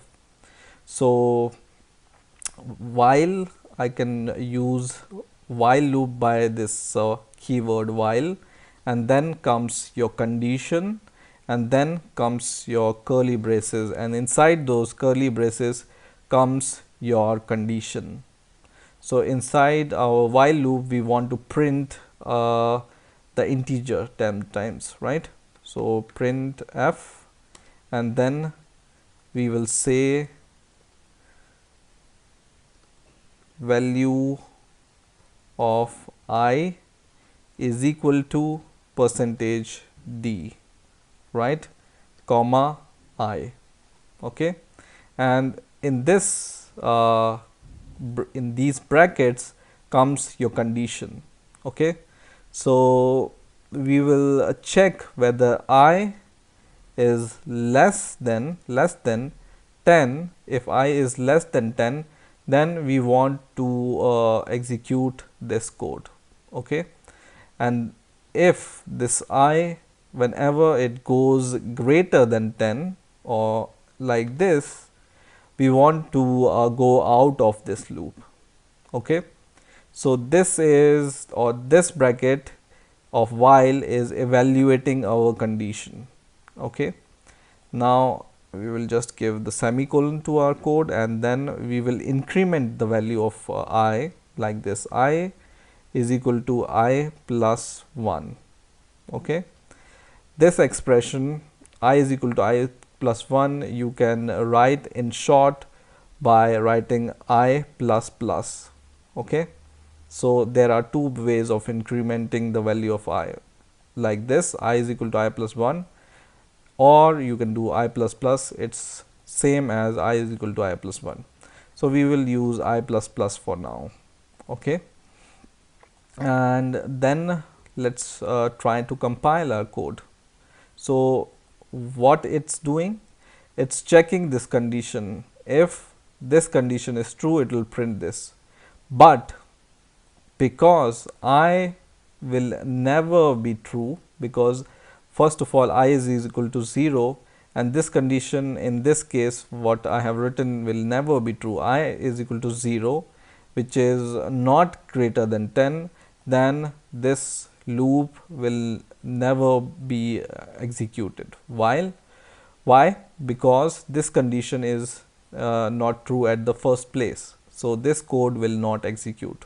Okay, so let's see what happens when we compile and run the code, and nothing happens, and this is what we were expecting. But when we check I is less than 10, then because the value of I is equal to 0, it goes to this while, and it goes to check this condition whether 0 is less than 10, and it will say yes, 0 is less than 10, then execute this code which will print 0 and then increment the value of I by 1, which is 0 plus 1 is equal to 1, and then it will do it again and again until this condition is met. So let's try compile and run the program,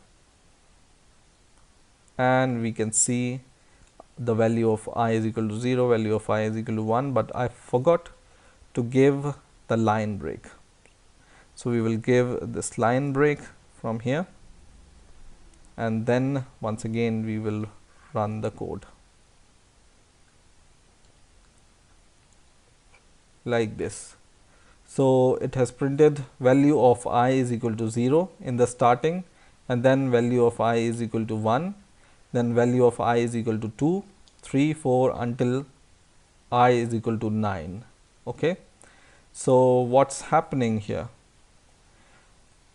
At the first place, the value of I, we have declared it as 0. So it goes to a while loop and it checks this condition that 0 is less than 10.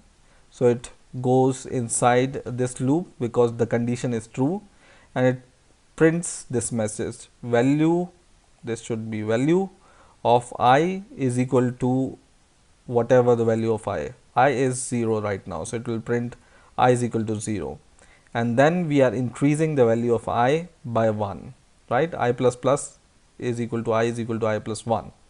So now the value of I becomes 1, and it goes once again to check this condition whether I is less than 10. So the value of I is equal to 1, which is less than 10. Once again it will print value of I is equal to 1 and increment the value of I by 1, which is 2. Once again it goes again and again until and unless I becomes 10 here.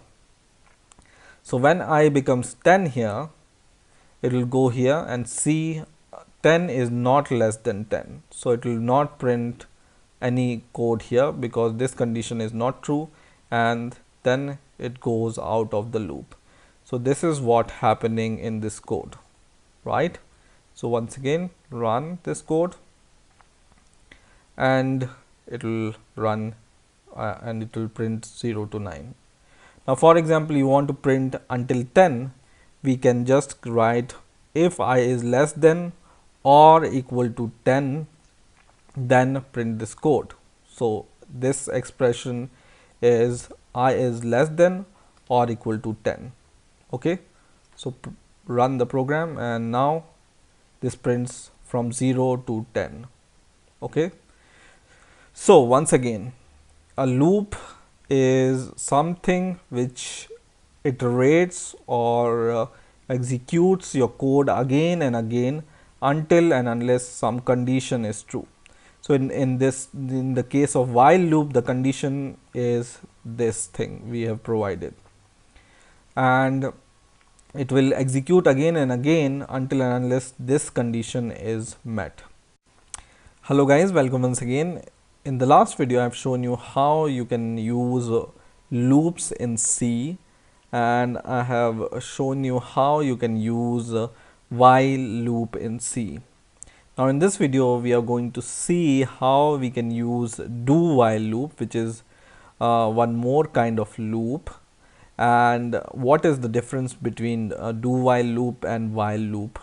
Okay, so let's assume that we want to execute the number or integers from 0 to 10 as we have done in the last video, but this time we want to do it with the do while loop. Okay, so this was the code we have written in the last video, which I'm going to comment because later in the video we will see how or what is the difference between do while loop and while loop. So let's see what is the syntax of do while loop first. So you just write a keyword do and then give this semicolon, and after this semicolon at the end of your curly braces, this is not semicolon, this is curly braces, sorry, and at the end of your curly brace you just write while, it should be while, and then you give your condition. Okay, so keyword do and then curly brace, then while, then your condition. Now once again, for example, we want to print values of integer from 0 to 10. I'm going to copy this code in here and it will print the value 0 to 10, and the condition will be same as earlier, which is while I is less than or equal to 10. Okay, and I will just compile this program and run the program, and it prints the value 0, 1, 2, 3, 4 up to 10, right? And in here what's happening is, first of all, your I is equal to 0 and it says do. Do means do something. So before checking any condition, your statement will be executed, which is this one. So it prints I is equal to 0 and then it increases I by 1, and now our value of I is 1, which is less than 10, right? So it goes in the loop once again and it prints I is equal to 1, and in here it increases the value of I is by 1 once again, so I is equal to 2 this time. Then 2 is less than or equal to 10, which is true. Once again it will go in this loop until I is equal to 10. Now I is equal to 10, this will be true and this will be printed. But now when the value of I becomes 11, this is false, this condition is false, and as soon as this condition is false, it goes out of the loop. Okay, so what is the difference between this do while loop and while loop? The difference is, whenever we use while loop, it checks the condition first and then executes your code. But in the do while loop, it executes your code at least once and then checks your condition, and if this condition is true, it will once again go into the statement here and it will execute a statement, and as soon as this statement is false, it goes out of the loop. Okay, so do loop or do while loop executes your code at least once without checking the condition, but while loop checks the condition first and then executes the code. Now let's see what is the basic difference here. So for example, I will just give the separator, or I will print some separator here so that we know that the code above this star line is for do while loop and code below the star line is for while loop, right? And I will compile this program, and everything is fine. It prints from 0 to 10, which is okay. And because value of I is the same here, right? So here value of I will be 10 once again. So what we are going to do is, here we will take, instead of I, we will take variable j in while loop. So j here, I will replace j here, and j, value of j is equal to j plus plus, right? Why I have done that? Because the value of, otherwise the value of I will be same for this, and we will never find the difference between the two loops. Once again, I will run the program and it prints this value. I forgot j here, so I must give j here also, and once again I will compile the code. And now you can see it prints the value of first of all I, and then it prints the value of j. Okay, so it starts from a 0. I will just make it bigger so that we can see all the values. So the value of I starts from 0 up to 10, and value of j starts from 0 up to 10. My battery is going, so I must hurry up, I think. So right, so value of I starts from 0 to 10, and the value of j starts from 0 to 10. Now let's see the difference here. Now for example, I will give some condition which is not true. Okay, so for example, I am checking whether I is greater than 10, which is not true because value of I is 0.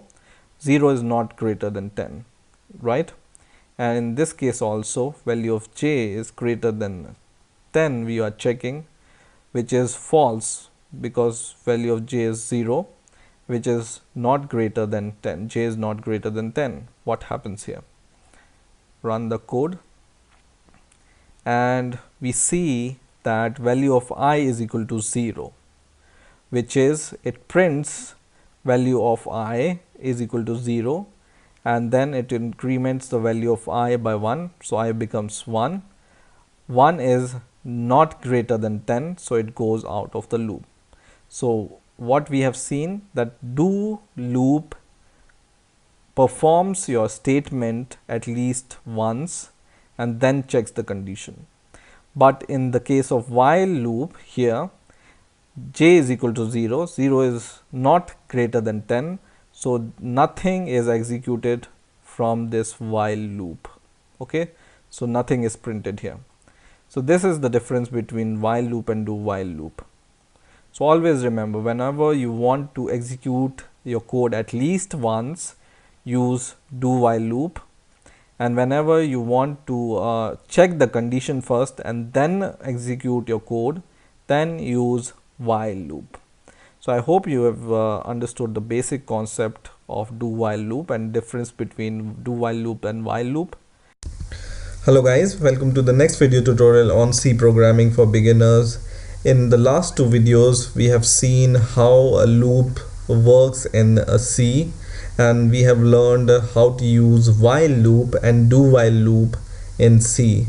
Now in this video we are going to learn how to use for loop in C.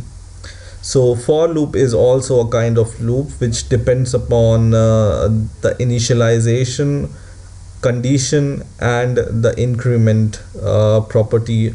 So let's see what is the basic structure of for loop, and then we will take an example and see how it works. So the basic structure of for loop looks like this, and this structure starts with a keyword for, and then comes these brackets, and in these bracket comes three arguments, and these arguments are separated by these semicolon. Okay, so these are the semicolons, and these are three different parameters, and then comes these two curly braces, and if the condition in this for loop is true, then this code inside your for loop will be executed. Now first parameter in this for loop is called init or initialization of something. Second parameter checks whether some condition is true or not, which is related to initialization. And then the third parameter is the increment of the parameter which you have initialized in the first parameter. So this is the basic structure of for loop. Now let's take the same example which we have been seeing in the last two videos, just printing 0 to 10 as an integer. So I will just declare a variable which is equal to 0, and on the basis of this variable I want to print 10. But in the last video I have shown you that you need to declare this, first of all initialize it, and then you need to give the while loop and then check the condition and then increment. But in the for loop it's done automatically, and you don't need to initialize anything separately. But what we will do is we'll just start with for and then with a bracket, and inside this bracket I told you first a parameter is the initialization. So initialization, you can do it like this: int I, and then I is equal to 0, right? It's just like declaring a variable int a is equal to 0, like this. Okay, so in for loop we don't need to do this kind of initialization separately, but we can do it inside the for loop. Okay, now comes the semicolon and then comes the condition. So as we have seen in the last two videos, that in while loop and do while loop we check some condition to fulfill, and if this condition is fulfilled, then we execute the code. So in this for loop we are checking if I is less than 10. Okay, so we are checking this condition if the value of I is less than 10.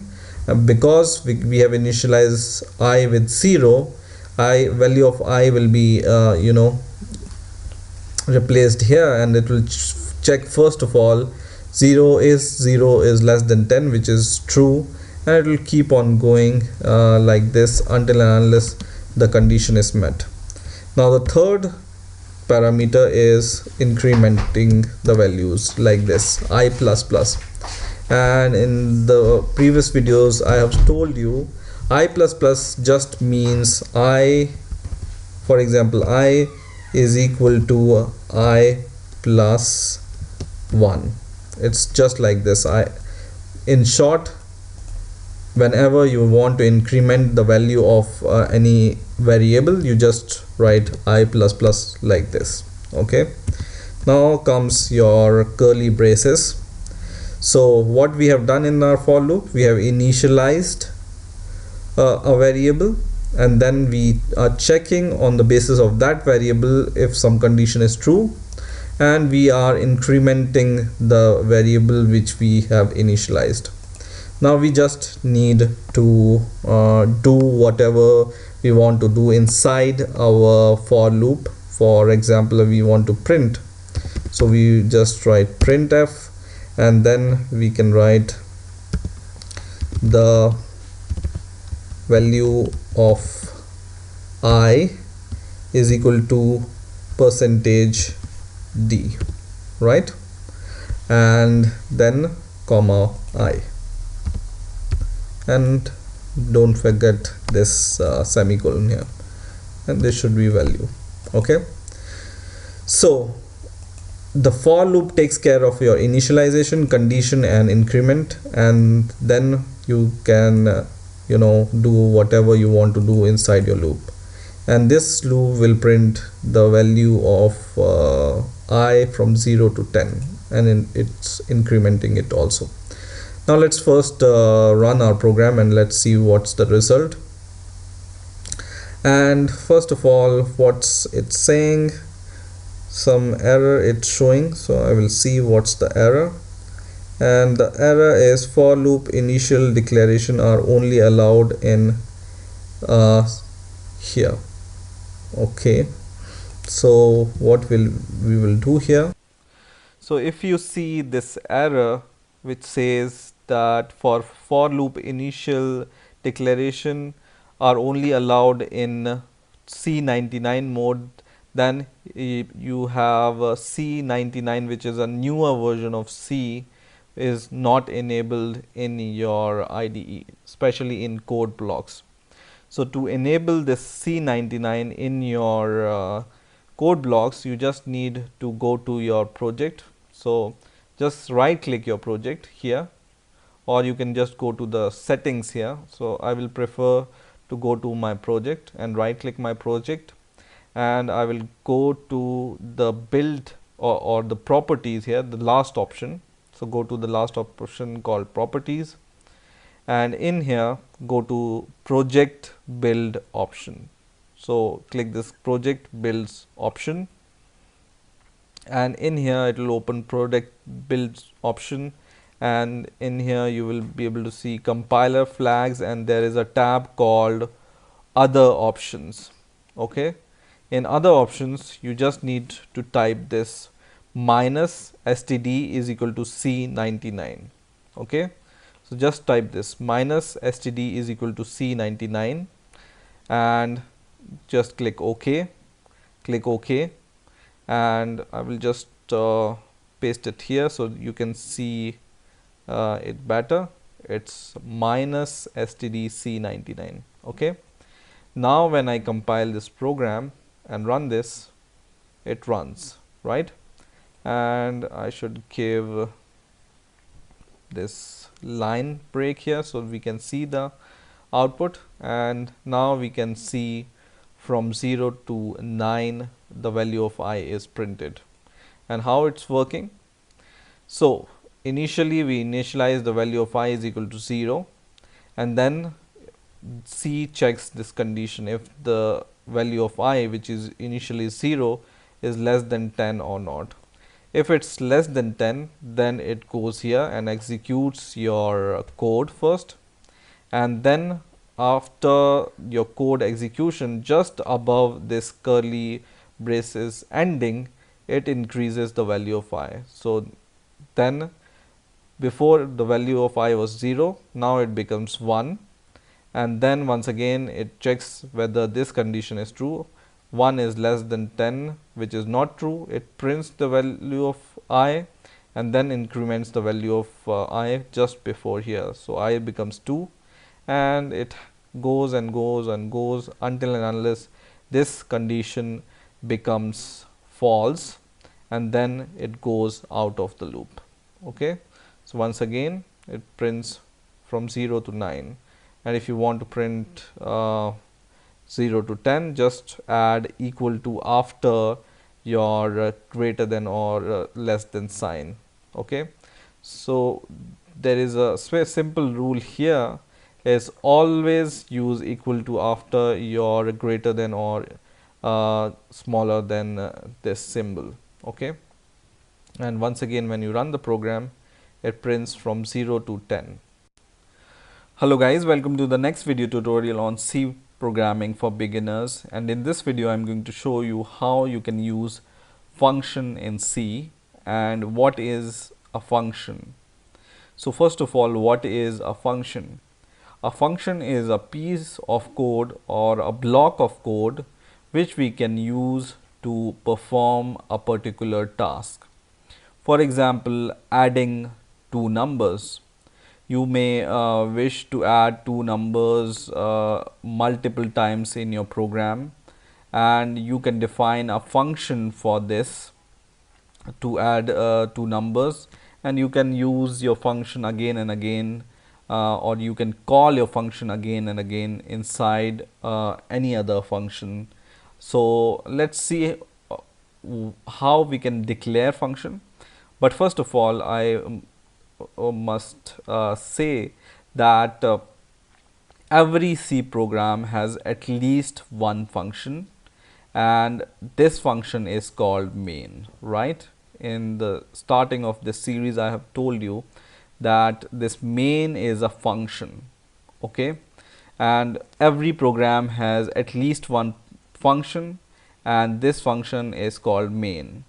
And whenever you execute your program, C searches for this main function and executes whatever inside this. So function more or less looks like this itself. It has a return type, it has the name of the function. This is an inbuilt name in C, which is main, but you can define user defined function and give it any name, and then comes these bracket and then curly braces. So let's see how or what is the definition or declaration of this function, for example. So this is how you declare a function. This is not an actual declaration, but this is some pseudo declaration. I will declare a function in a moment.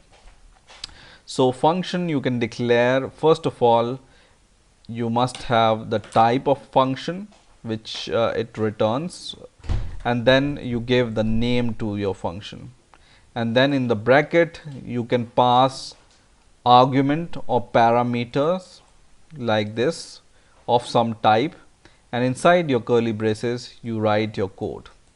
Okay, so I will just comment this for now so that we can see as a reference, see it as a reference. Right now you can define your function above your main function or below your main function, but there is a difference in using or declaring your function above and below, which I am going to tell you. But let's take an example. For example, we want to add two numbers using a function. So how we can do it? Or let's take a rather more simple example than this also. We want to print something using a function. Okay, so for example, I have told you that function start with a return type, and this time we, for example, we don't want to return anything, then we write void. Void means we are not returning anything, right? Then comes the name of the function. This name you can define anything. For example, my function name, any name you can give it. And then comes your bracket like this, and it can take some parameters, and it cannot it's your wish if you want to give some parameters to this function or not. It depends upon your requirement. Right now we don't want to pass any parameters, but we will see how we can use parameters with function in the next videos. So just for now we will not pass any parameter to the function, right? And then comes these two curly braces. And now in this function I want to perform some code. For example, I want to print something, print f, and we can say we are inside a function, right? And end line. Okay, now for example, you want to do some more stuff. For example, adding some two numbers. For example, you want to add two numbers and show the sum.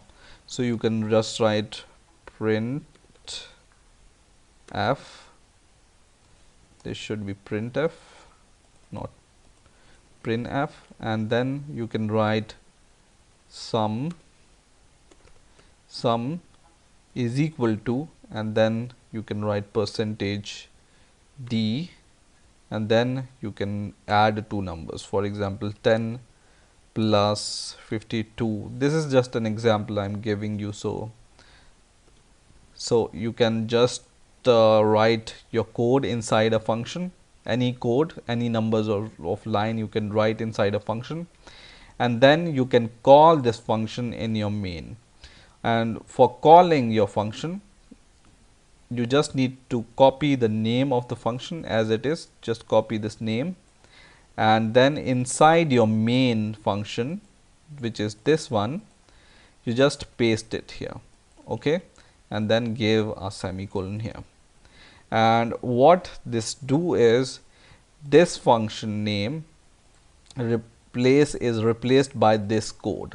Okay, so whenever you call a function, this code is also called in place of this function. So indirectly we are calling this code in here inside our main function.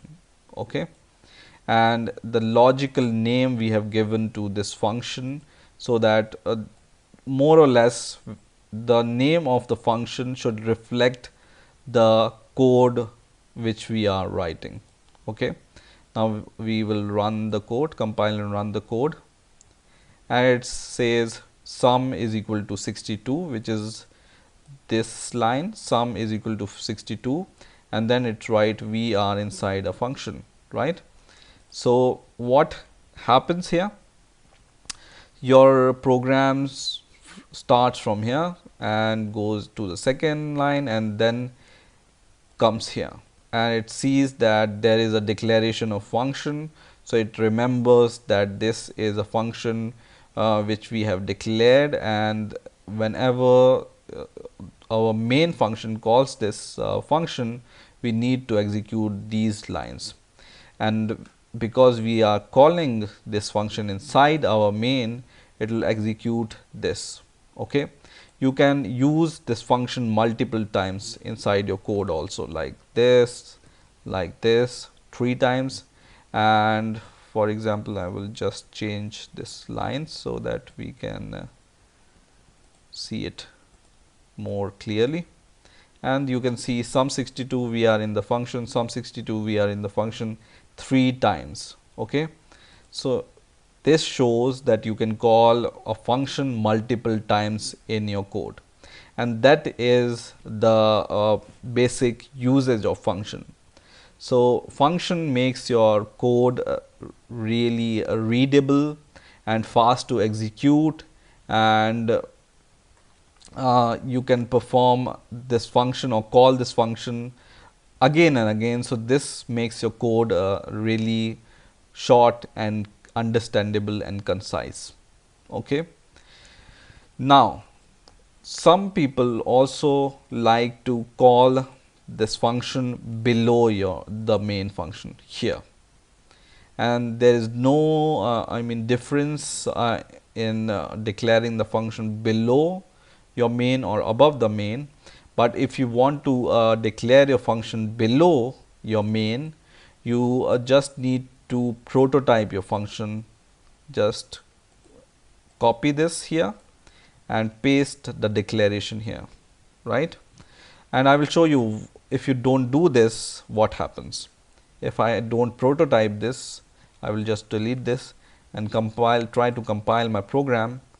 It still runs, but when you prototype your function, then you are just saying your C program that there is a function called my first function name, which we are going to define somewhere in our code. So your C program comes here and sees there is a function with a name my function name, which is defined in our code. So it goes from here to here and see the definition of the function. This is the definition of the function, and this is called the prototyping of the function or forward declaration of the function.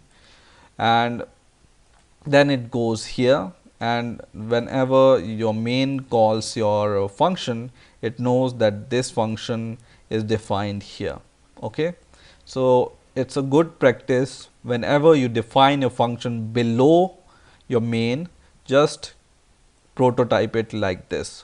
And what I mean by prototyping, you just need to copy this from void to the function, not the curly braces, but from here to here, and just paste it here and give a semicolon here after this.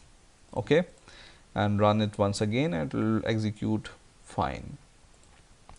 So this is how you can use functions in C.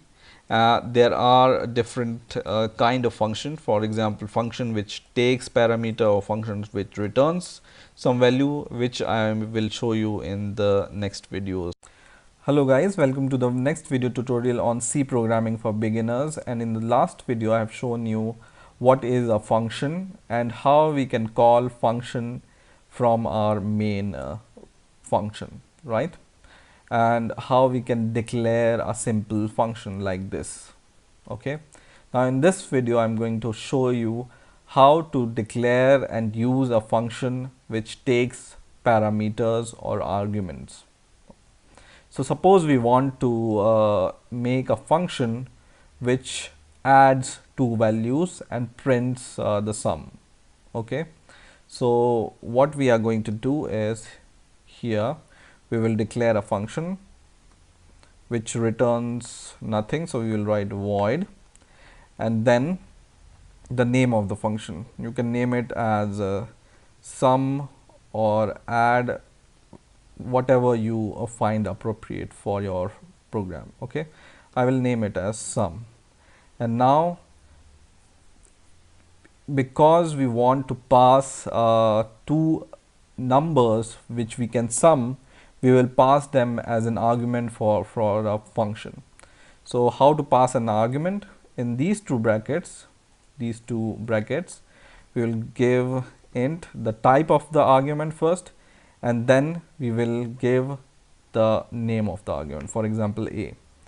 And in a similar way we can pass the second argument int b, and you can pass any number of argument in the function, for example int c, int d, and so on. But right now we want to just add two numbers, so we will pass only two arguments, right? And then we will just give two curly braces here, not this one but this one.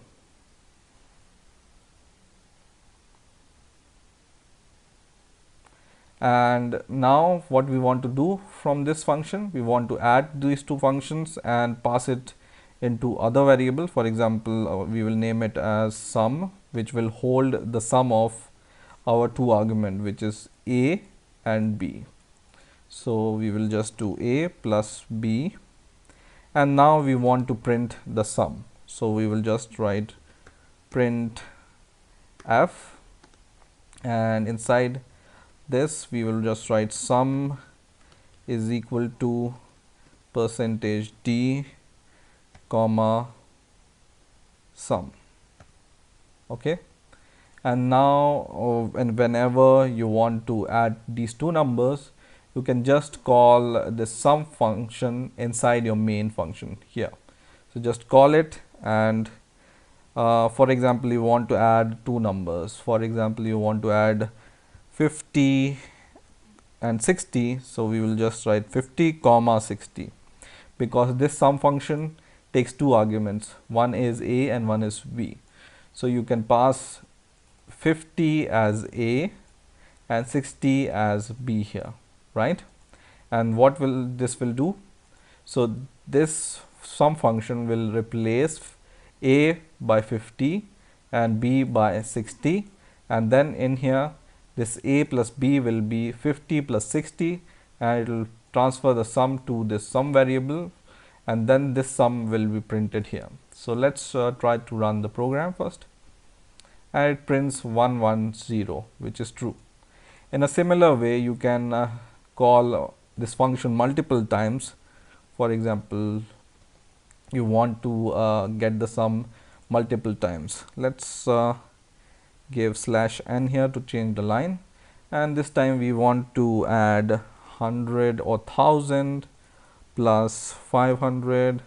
In here we want to add 111 and 222, and in here we want to add 123 and 4 5 6, for example, and we want to print the sum of all these, this and this. Run the program and it will give you the sum 110, 1500, which is the sum of these two numbers, 33 or 333, which is the sum of these two numbers, and 596, which is sum of these two numbers, right? Let me change this slash to backslash, because it will just change the line like this, and run the program once again, and now it will change the line 110, 1500, 333 and 579, which is the addition of first sum, second sum, third sum and fourth sum, like this. And you can call your function multiple times. Now for example, you want that user should define these two values. At runtime, what we can do is we can declare two numbers, x comma y, two integers which are, and then we will ask the user to give these two numbers. So we will print f and we will write please enter two numbers, okay, and then /n to change the line, and then we will just say printf number one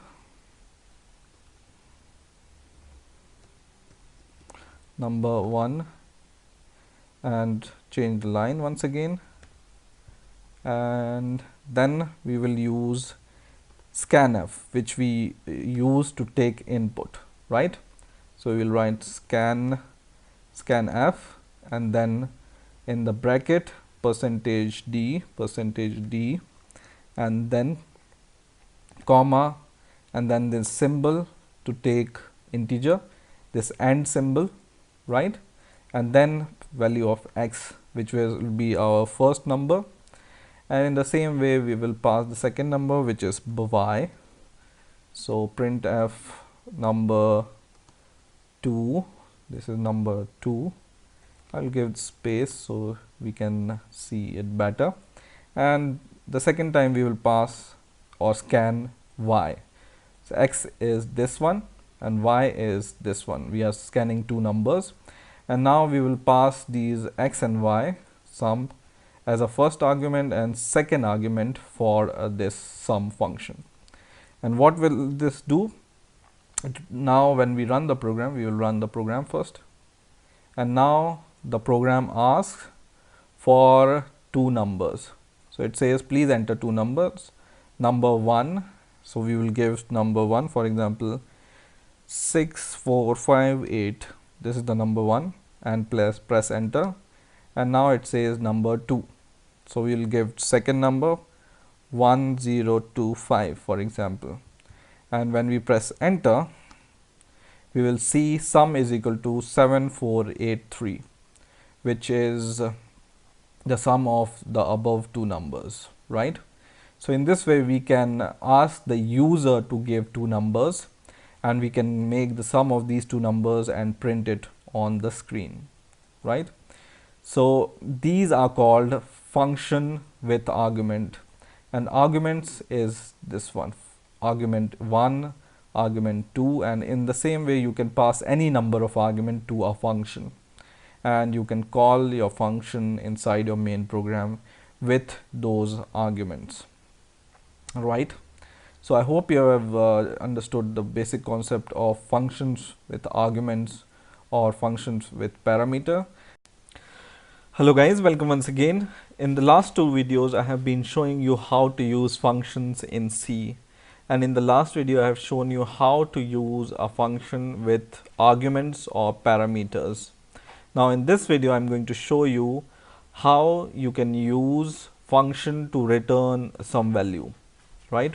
So till now we have been writing functions like this with a void, but from any function you can return some value which can be of any type, for example integer, double, character, or string, or anything. So let's see how we can use a function to return a value. Now for example we want to make a function which gives us the product of something. This example I have shown you last time, if you remember, and what I was doing in this function is I was asking the user to enter two values. So it says please enter two values, number 1, and I scan first number and I scanned second number, and then I passed these two numbers to this function. Now let's say we want to make a function which gives us the value or product of something, and then we want to process this number. So we will make a new function here to return some value. So for example we want to make a function which gives us the multiplication of two numbers or product of two numbers. So and it will return something. So what we are going to do, we are going to write first of all return value. Earlier we used to write here void because we were not returning anything, but this time we will return some integer from the function. That's why we are writing int here, right? And then write the name of the function, for example product. This is the name of the function, and what this will do, it will take two argument, int a comma int b, and it's going to give us the result as a product of these two numbers. So in order to return some value, for example product of these two numbers, we use a keyword called return. Okay, and because we want to return product of A and B, we can write A asterisk B, right? So we can return the product of A and B. And what this basically mean is this function will take two parameters A and B, and then in here it will make the product of these two numbers A and B, and then it will return this number as an integer, right? And then we can use this number for doing some other mathematical stuff or anything else. So for calling this function, we can call it just by its name, and because we have the code from the last time in which we have declared two numbers and we were asking user to enter two numbers, this is really basic, so by now you may have known what this code is doing. It's just taking two values from the user, and then we will pass these two values x comma y to our product function, right? And then this x comma y will be replaced here in the place of A and B, and it will give multiply these two numbers, and then it will return the product as an integer. So because it's going to return our product, we will define an integer, for example int prod. So this integer we will use, integer variable we will use to store the product which will be returned by this product function, right? So product or prod is equal to product, because this function is going to return something as an integer, and we will store this integer which this function is going to return in this variable, right? And then we can print the value of printf, and then we can print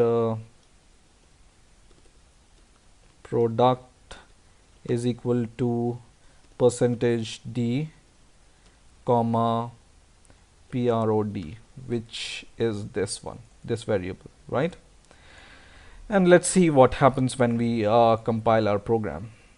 I will just make it a little bit smaller so that we can see all our program. I will run the program now, and it's saying something. Let's see what's the error. And the error here is undefined reference to printf. So this should be p small, right? Run the program, and it says enter first number, for example 20. I press enter, enter second number, for example 30, and when I press enter, it gives us the product of these two numbers, which is 600, right? And what this has basically done, we have given two numbers, x is equal to 20, y is equal to 30. So now x is equal to 20, which is replaced here, and y is equal to 30, which is replaced here. So 20 and 30 is passed to this function, and this goes here. Then it will multiply 20 and 30, and then it will return the result into this variable which we can store. Okay, in a simple simple usage, if you don't understand still what this is doing, then what we can do is we can directly pass two values, for example 10 and 60, for example. I'm taking simple values so that you can understand. So this is basically 10 and 20 we have passed to this function. Because this function takes integer, so we need to pass only integers here, right? So 10 will be replaced here at the place of A, and 60 will be replaced here at the place of B. Now 10 will be multiplied by 60, and then it will be returned, and this value we can store it in another variable, for example this variable, which we can use for something. or for example, if you want to use this function in or this variable for some other use, so what we want to do is, for example, a result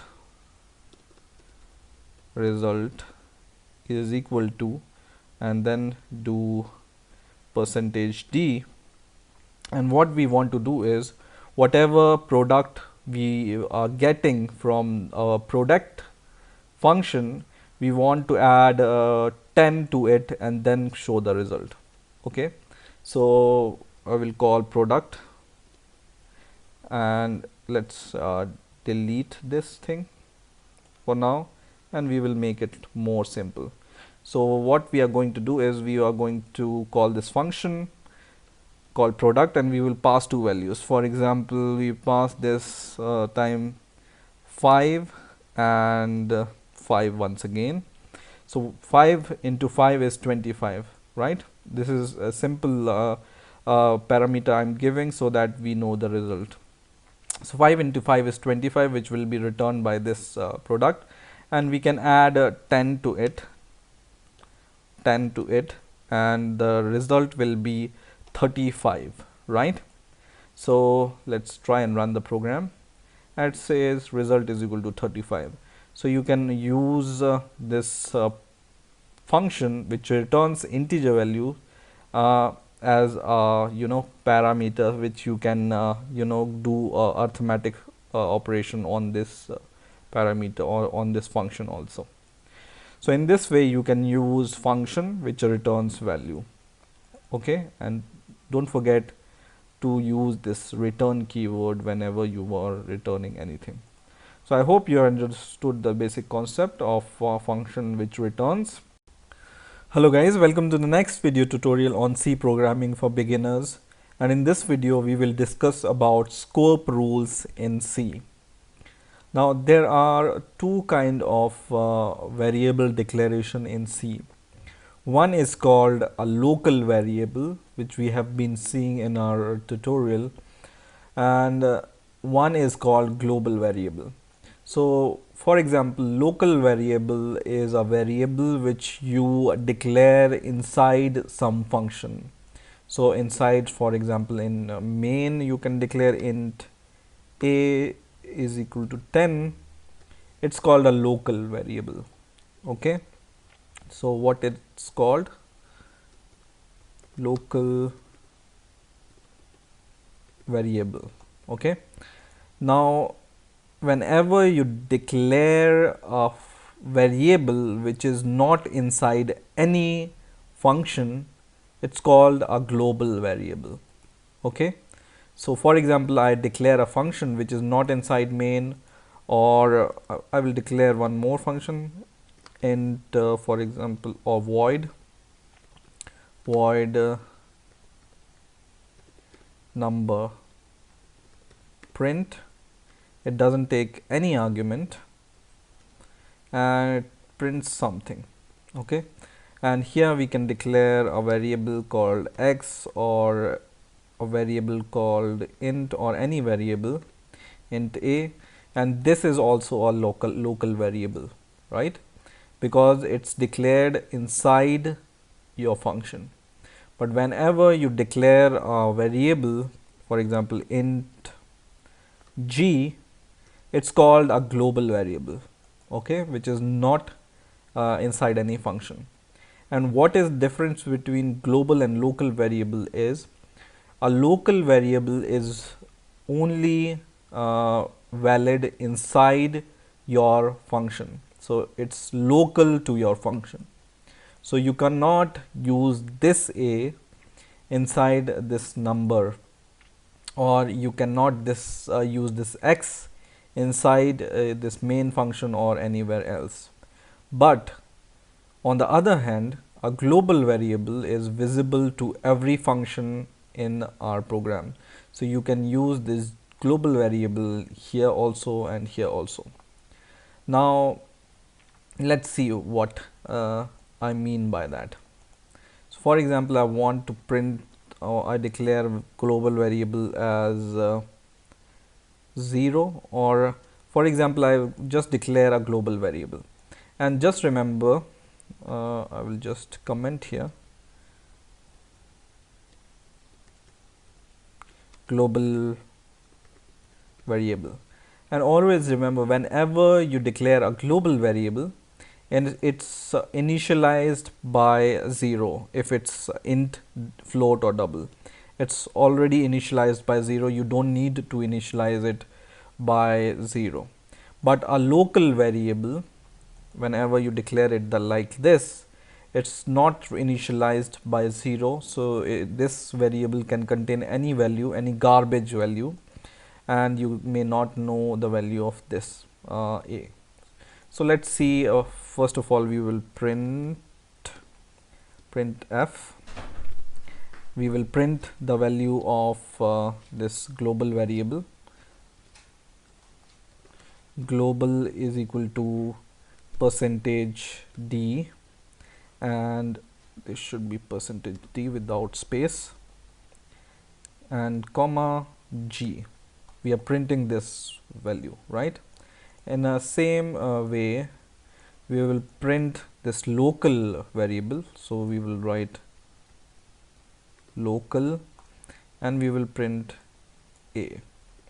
Okay, or let's name them logically. So I will name this variable as global underscore v, and I will name it as local underscore v. Local underscore v stands for local variable, and global underscore v stands for global variable. So I use this global variable to print here, or let's not print it here, but let's print this global variable value in our main function, because we are not going to call this function for now, and this should be local variable. And remember, we haven't initialized this and this by any value. Let's see what happens when we run this program. We can see that this variable local is equal to 77. Let me give one more thing here, which is this /n to change the line, and I will run the program, and you can see this local variable is printing 77, but we haven't initialized this local variable by any value, so it's taking the garbage value. But whenever you use this global variable, it's always initialized by 0, even if you haven't assigned any value to it. So just remember this. And if it's a character, it will be initialized by a null character, and if it's a pointer, which we are going to learn in next videos, it will be initialized by a null pointer. Now, a global variable, so for example, you declare this global variable is equal to 25 here, you initialized it, and you also initialized a local variable like this, global variable with the same name, but this is equal to 20, for example, and I will just comment this because we don't need this line. So what we have done, we have initialized a variable called global v and initialized it by 25, and the same name I have given to my local variable. Now what happens in this case? So in this case, whatever value is contained by your local variable, even if it's declared with the same name globally, the value of this global v will be the value in the local variable, right? So whenever we print this, this value will print a 20 here. So local variable is always has the preference over the global variable if they have the same name. I'll run the program and it says 20 instead of 25, right? Now, for example, you want to use global variable inside this function. I will just print this here. So I will print something like global variable plus 50, for example. okay, and I will name it as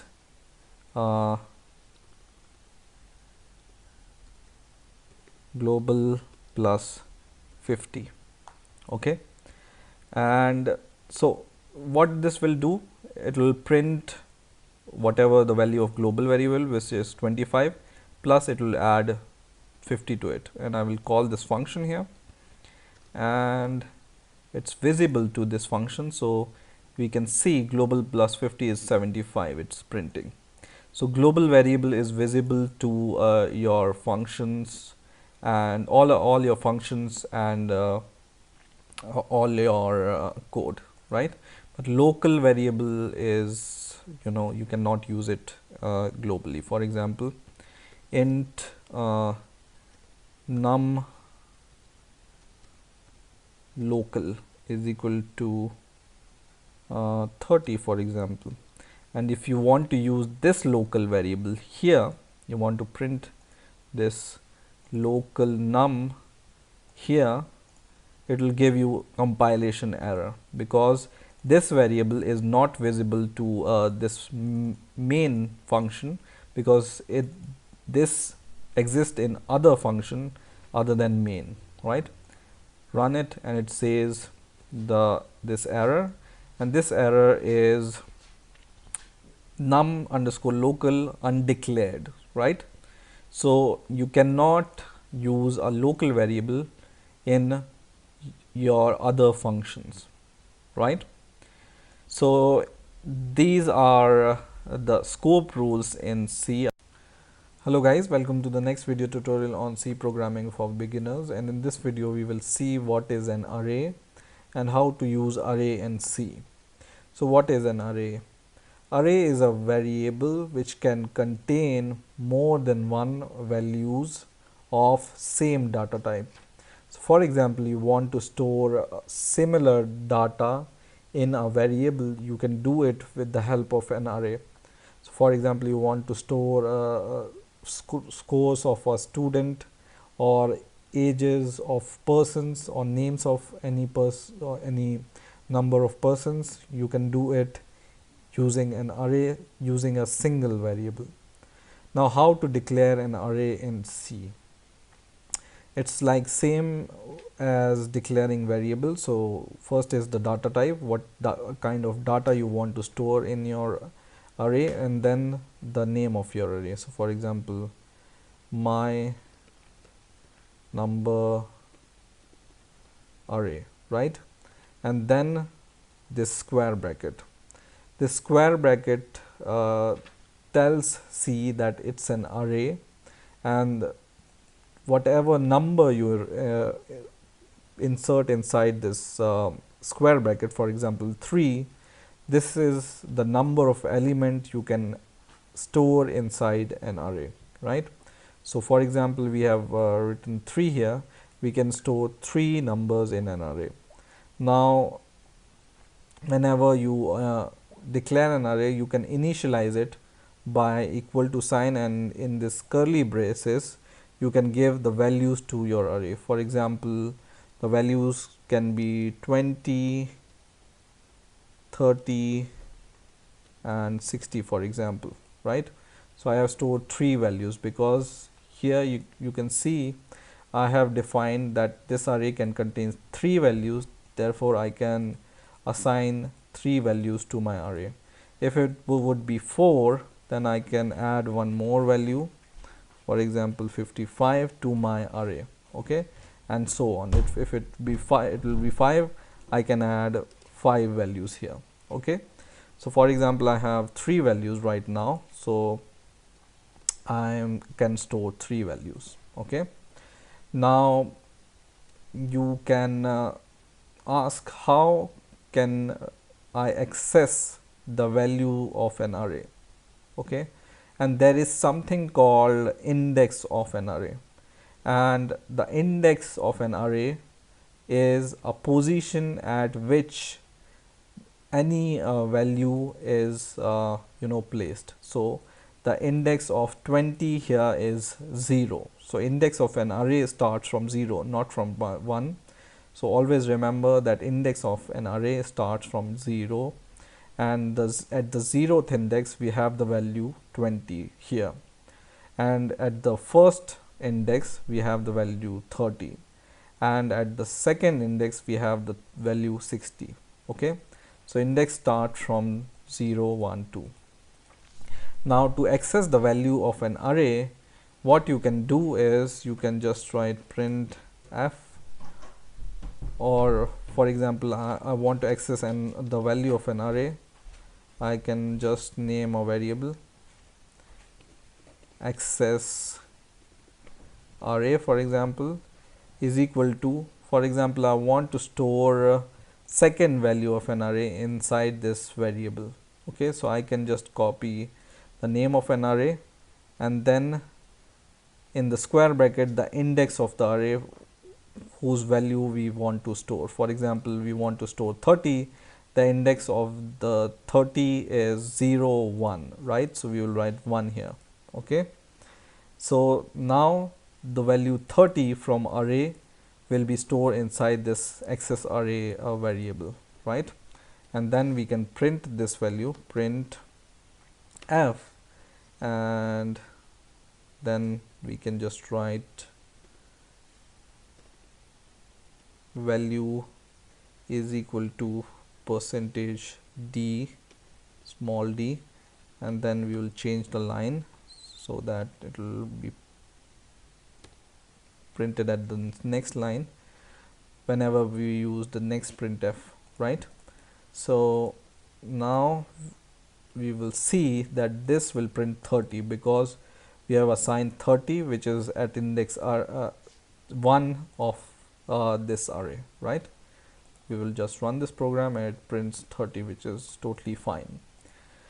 In a similar way, you can define any character array or any double array also, but always remember that an array, for example char array, and we want to store 3 characters inside this array. So for example, I will write 3, or I want to store 4 characters inside this array, and then in the curly braces I can store these 4 characters.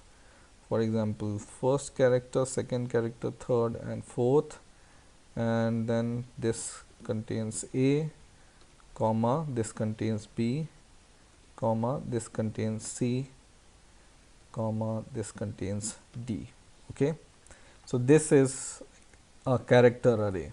You can define a float array or string array or any other kind of array, but always remember that the data type of array. So if you have declared an integer array, it can only contain integer values. If you have declared character array, it can only have character values, right? If you have float array, it can only have float values. Okay, now for example, you want to print all the values of your array. So for example, your array contains 6 values, and I can just extend my array like this. So now it contains 6 value, 1, 2, 3, 4, 5, 6, and the index of these value is 0, 1, 2, 3, 4, 5, right?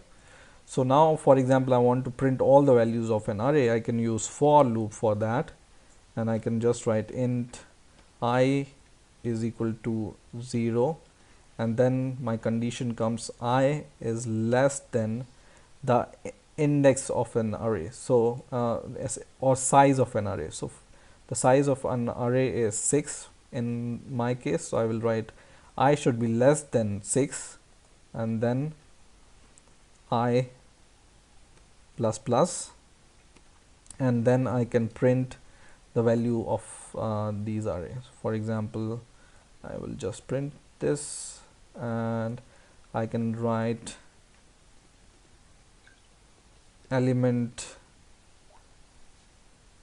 and then I can write percentage d here and percentage d, and I will just print the value of I, and comma, I will just print the index one by one. So I will just write the name of my array and then I. Okay, why I have written I? Because I will be increased in the for loop. First, the value of I is equal to 0, so it will print 20. Then it will increase the value of I by 1, which is 1, so array at index 1 is 30. Okay, value of array at index 1 is 30. Now once again the value of I becomes 2, so the value of I at index 2 is 60, so it will print all the values in the array one by one at the specific index. So I will just run this program and you can see it prints the value. So the element 0 is 20, which is true. Element 1 is 30, which is true. Element 2 is 60, which is here. Element 3 is 50, 4 is 55, and 5th is 30. So index starts from 0 to 5. Okay, so it prints all the values in an array like this. Okay, now for example, you want to change any value in the array. For example, you are not happy with this 30 in an array and you want to change the value of this 30 to 45, for example. So you can change it like this. So the index of this value 30 is 0, 1. Okay, so what you can do is you can just copy this value from here. I will just delete all the other things right now so that it will be simpler to see. So just copy the name of your array and then the index of the value you want to change. So the index of value I want to change is 1, 0, 1, right? Is equal to, I want to change it to the value 45, right? So this will change the value at index 1 of this array, which is 30 to 45. Okay, and we will verify it by this for loop and printing the value. I will compile the program and run this, and you can see the value at index 0 is 20, value at index 1 is 45 here, which was 30 earlier, but we have changed it to 45, right? So you can change the value of an array like this. Okay, so this kind of array which has which can contain some or one or more than one variable or values is called single dimensional array, right? In C there can be multi-dimensional array also, which I will teach you in the next videos. Hello guys, welcome to the next video tutorial on C programming for beginners. In the last video I have shown you what are arrays in C and how to use arrays in C, and I have given an example to you how to declare and use a single dimensional array. So I have shown you can declare an array like this, and array can contain more than one values of same data type in a single variable. In a similar way, if you want to declare a multi-dimensional array, you can do it like this. So this is a single dimensional array, and if you want to declare a multi-dimensional array, you can do it like this. For example, you want to declare 2 cross 3 cross 4 three-dimensional array. This is the declaration of three-dimensional array. Or if you want to declare a 4-dimensional array, you can do it like this. But most simplest form of multi-dimensional array is a 2-dimensional array, and this is how you can declare this 2-dimensional array, right? So this is the declaration of 2-dimensional array of 2 cross 3. Here 2 cross 3 means this array, if you can imagine in the form of a square or a table, this 2 is like a row for your array and 3 is like a column numbers of your array. So let's see how we can initialize this array first. So you just give a bracket and in these two curly braces you can declare your array. So first of all we will define our row 0. So this will be our row 0, and I will move this up, and row 1. Okay, so I will just define two rows first, because our array contains two rows if we see this, and three columns, right? So columns are like straight lines or column, right? So for example 1 comma 3 comma 2 are the columns of row 0, and for example 5 comma 6 comma 8 are the elements of first or second row of index 1, and it has three columns like 5, 6 and 7. So this is a two-dimensional array, and it contains two rows and three columns. How it contains two rows?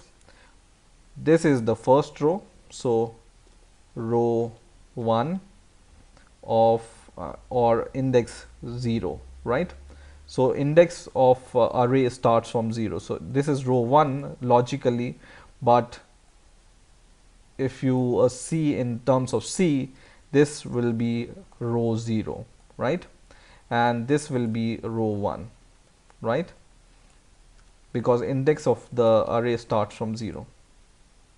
And then these are the columns. So first column is for 1 and 5, and second column contains 3 and 6, and third column contains 2 and 8.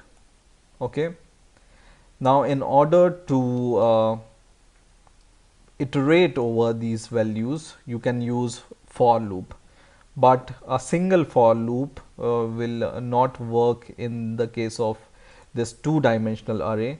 You need to use two for loops, so loop inside a loop to iterate all the values in this array. So for iterating over these values, you can do it like this. So you can just write a first for loop for, and then this for loop will be for the rows.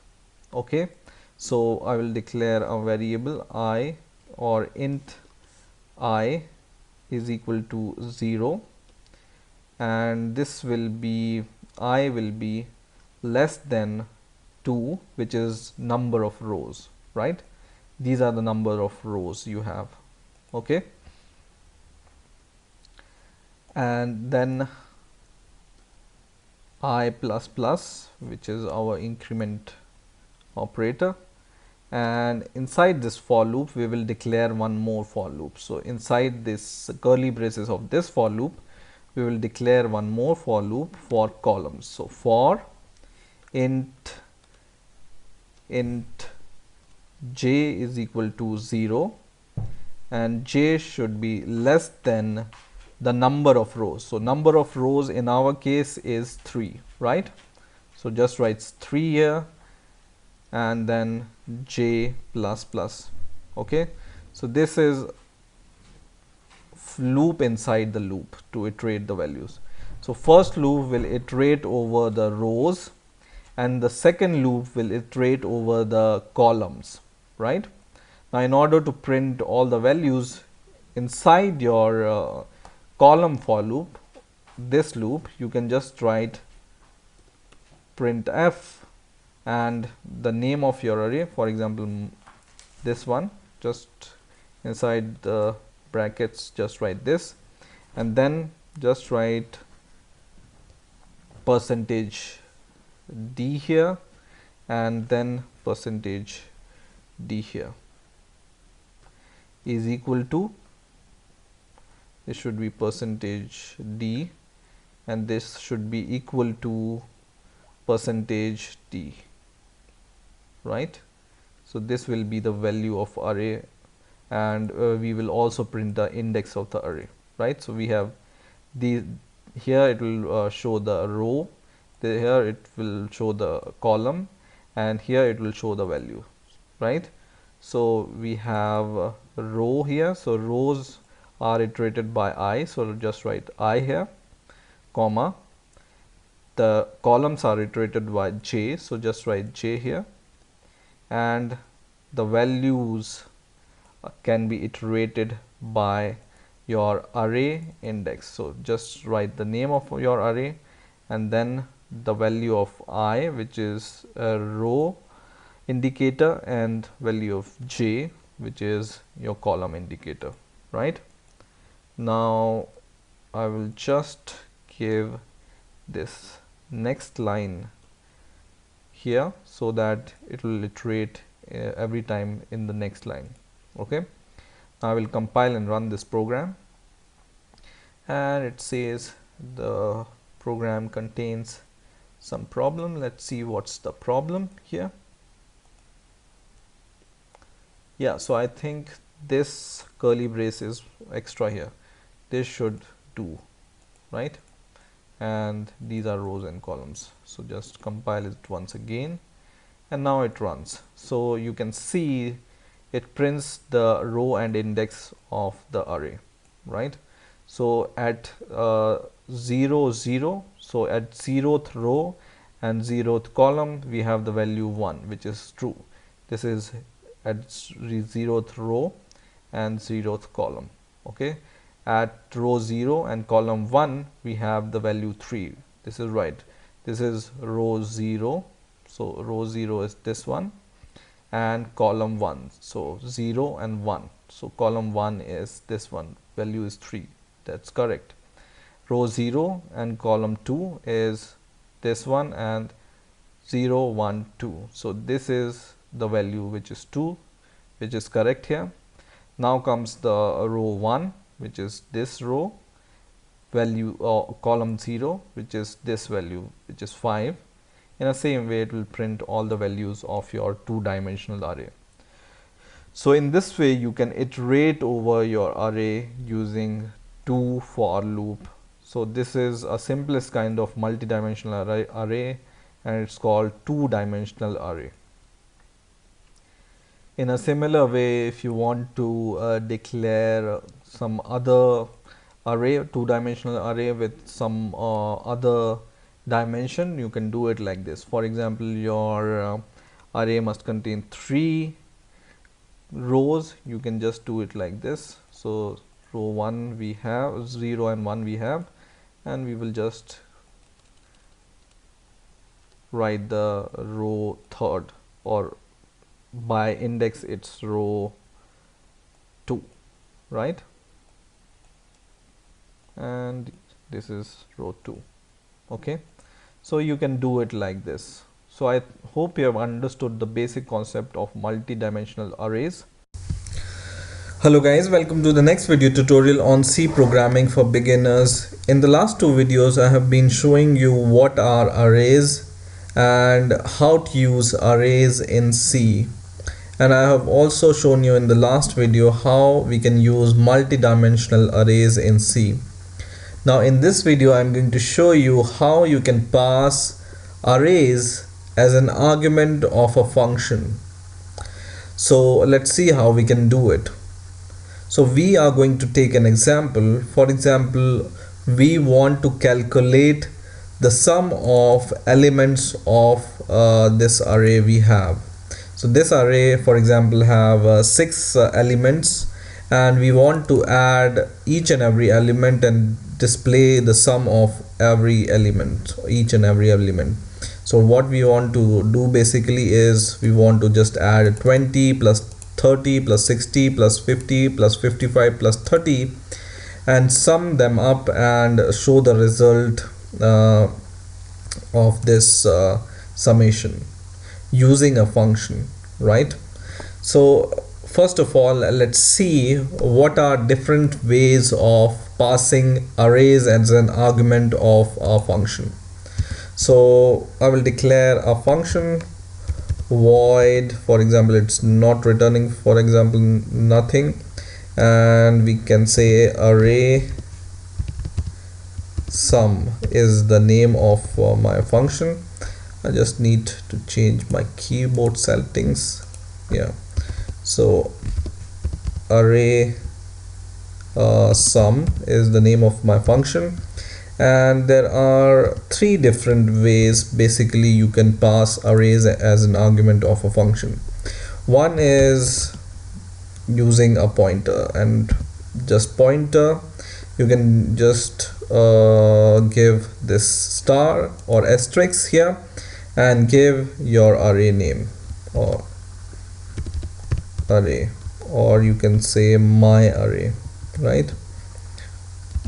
My array. Okay, so you can pass pointer array to your function, but we haven't learned about pointer till now, so I will skip this for now, and in the future when I will teach you how to use pointer in C, then we will see how we can pass this kind of arrays in as a function argument. So second way is to pass a definite sized array. For example, I want to get the sum of this array which has the size 6. I can just declare the array, so my array as an argument, and then I will give the size to my array as 6 like this. But there is one problem with this is you can only pass array of size 6 to this function.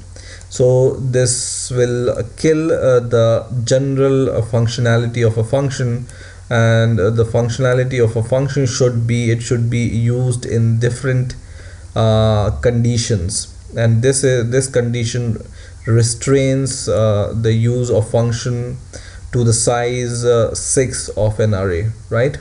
So in order to get rid of this restriction, we can pass the array as unsized array as an argument like this. So you just give the data type, the name of the array, and in the square bracket you don't pass any size, and this means you want to pass an array of different size or unsized array which doesn't have any size, okay, or it can have different sizes, right? And plus we will pass the size as an argument also. Okay, so we know the size of the array and the array name from here. Now we can pass different size array to our function like this. Okay, now using this function I want to add all the elements of the array. Okay, and let's return integer as a result, and because we want to calculate the sum, we will just declare a variable called sum is equal to 0. We will initialize it by 0. Okay, now we will use a for loop just like this, and what it's doing is it will iterate over this array one by one, and we will add the values of the elements one by one to this sum, right? So initial values of sum is 0, and it will add 20, 30, 60 one by one to this sum, right, when we iterate over this array. So this array declaration is something like this: for, in the condition or in the bracket, we will initialize this variable I is equal to 0, and then we give the condition here. So I should be less than the size of the array, right? Because the size of the array starts from 0, so it should be less than the size of the array, right? So just pass this size argument here. Okay, I is less than this size, right? This size and this size are same, and then we will increment the value of I by 1 like this. Okay, so just initialize I is equal to 0. I should be less than the size of the array, which is this one, and then we will increment the value of I. And what we basically want to just sum is equal to sum, the previous value of sum, plus the array name and the index at the moment, which is I, right? So this I will change in the loop. So first value of I is 0, so I is 0 of this array is 20. So the value of my array at 0 will be 20 when we will pass this array as an argument to this function. Okay, we can simply write this in different way like this. So just write sum plus is equal to, just write this my array. Okay, and this is basically same as this, but this is more short form of this expression. Okay, and then we will just return sum. So once we have the sum of all the elements of the array, we will just return the sum here as an integer. Okay, now in order to use this function, for example, we have this array and we want to calculate the sum of all these elements, we can use this like this. So let me just make it smaller so we can see here. So in here we will just call this function. So I will just declare an integer called array sum, right? So this will contain the result of this, but this and this are same, so we will just change the variable name sum of array, for example, right? And what its value is, it's equal to the value which is returned by this function when we pass the array. So this function takes two arguments, the array, so our array is this one, my number array, and the size of the array, right? So the size of the array in our case is 6 right now. See this? So it's 6. Okay, and it will calculate the sum of the array, and then we will print the value of the array. So array sum is equal to %d and comma this, because now this will return the sum of the array. So this value is assigned to sum of array, this variable, and then we will pass this here. Okay, now let's run the program and let's see what is the result. And it shows, it should be printf. Okay, run the program and it shows array sum is equal to 245, right? Let's check whether it's true or false. So I will just open the calculator from here, and we have first element is 20 plus 30 plus 60 plus 50 plus 55 plus 30, right? All these elements 20, 30, 60, 50, 55, 30, and the sum is 245, which is shown here as a result.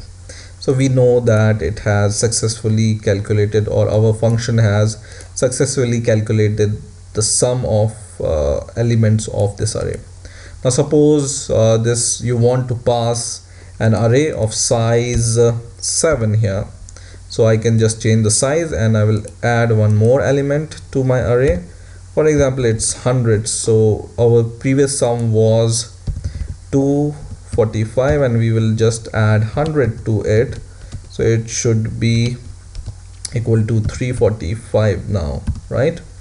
So, and this, now the size of the array is 7, so you need to change this also, because this function takes the size of the array. So now the size is 7, right?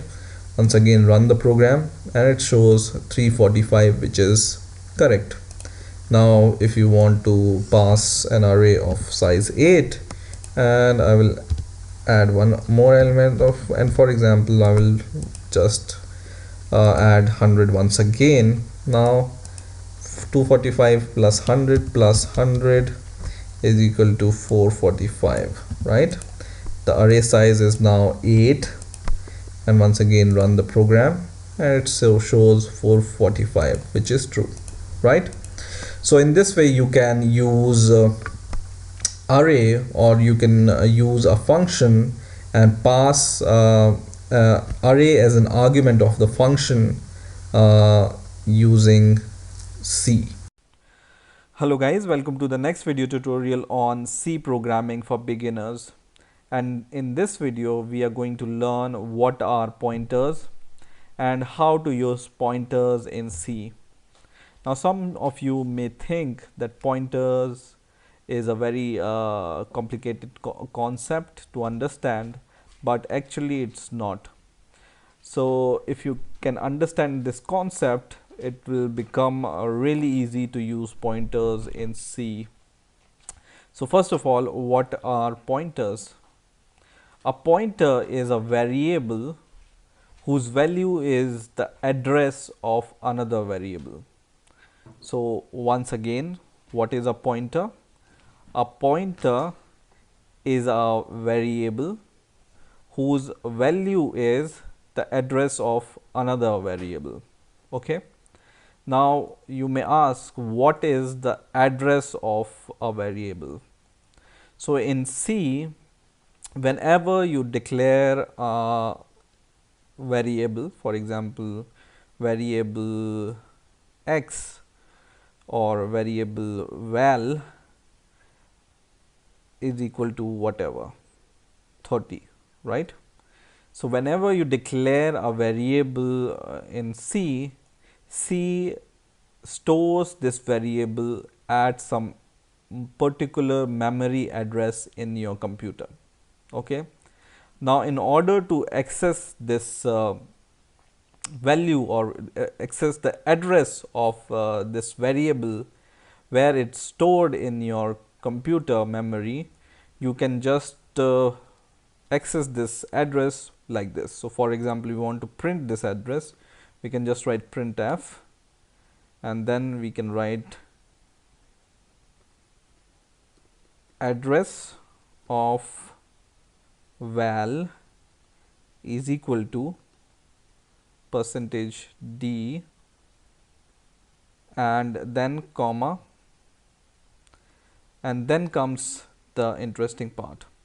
You use AND symbol to show the address of any variable. So whenever you use this AND symbol before any variable, it will show the address of the variable, right? So we have written something like this. Okay. But because address is a hexadecimal value, this %d will not work here, because %d we use to print decimal values, right? And to print hexadecimal values we use this, okay, %x, and this %x means we want to print some hexadecimal values in C. Okay. So whenever you use AND before a variable name, it will give you the address of a variable. And let's try to run the program and let's see what it prints. And it prints 28FFC1. You see 28FFC1, and this means it's a hexadecimal memory address in your computer where this variable val is stored in your computer. Okay. Now once again, what is a pointer? Pointer is a variable, a simple variable whose value is the address of another variable. And what is this? We are, by using AND before a variable, we are using or we are accessing the address of a variable. Okay. So a pointer can be declared as this value also before that AND symbol. Now to declare a pointer in C, you just do something like this.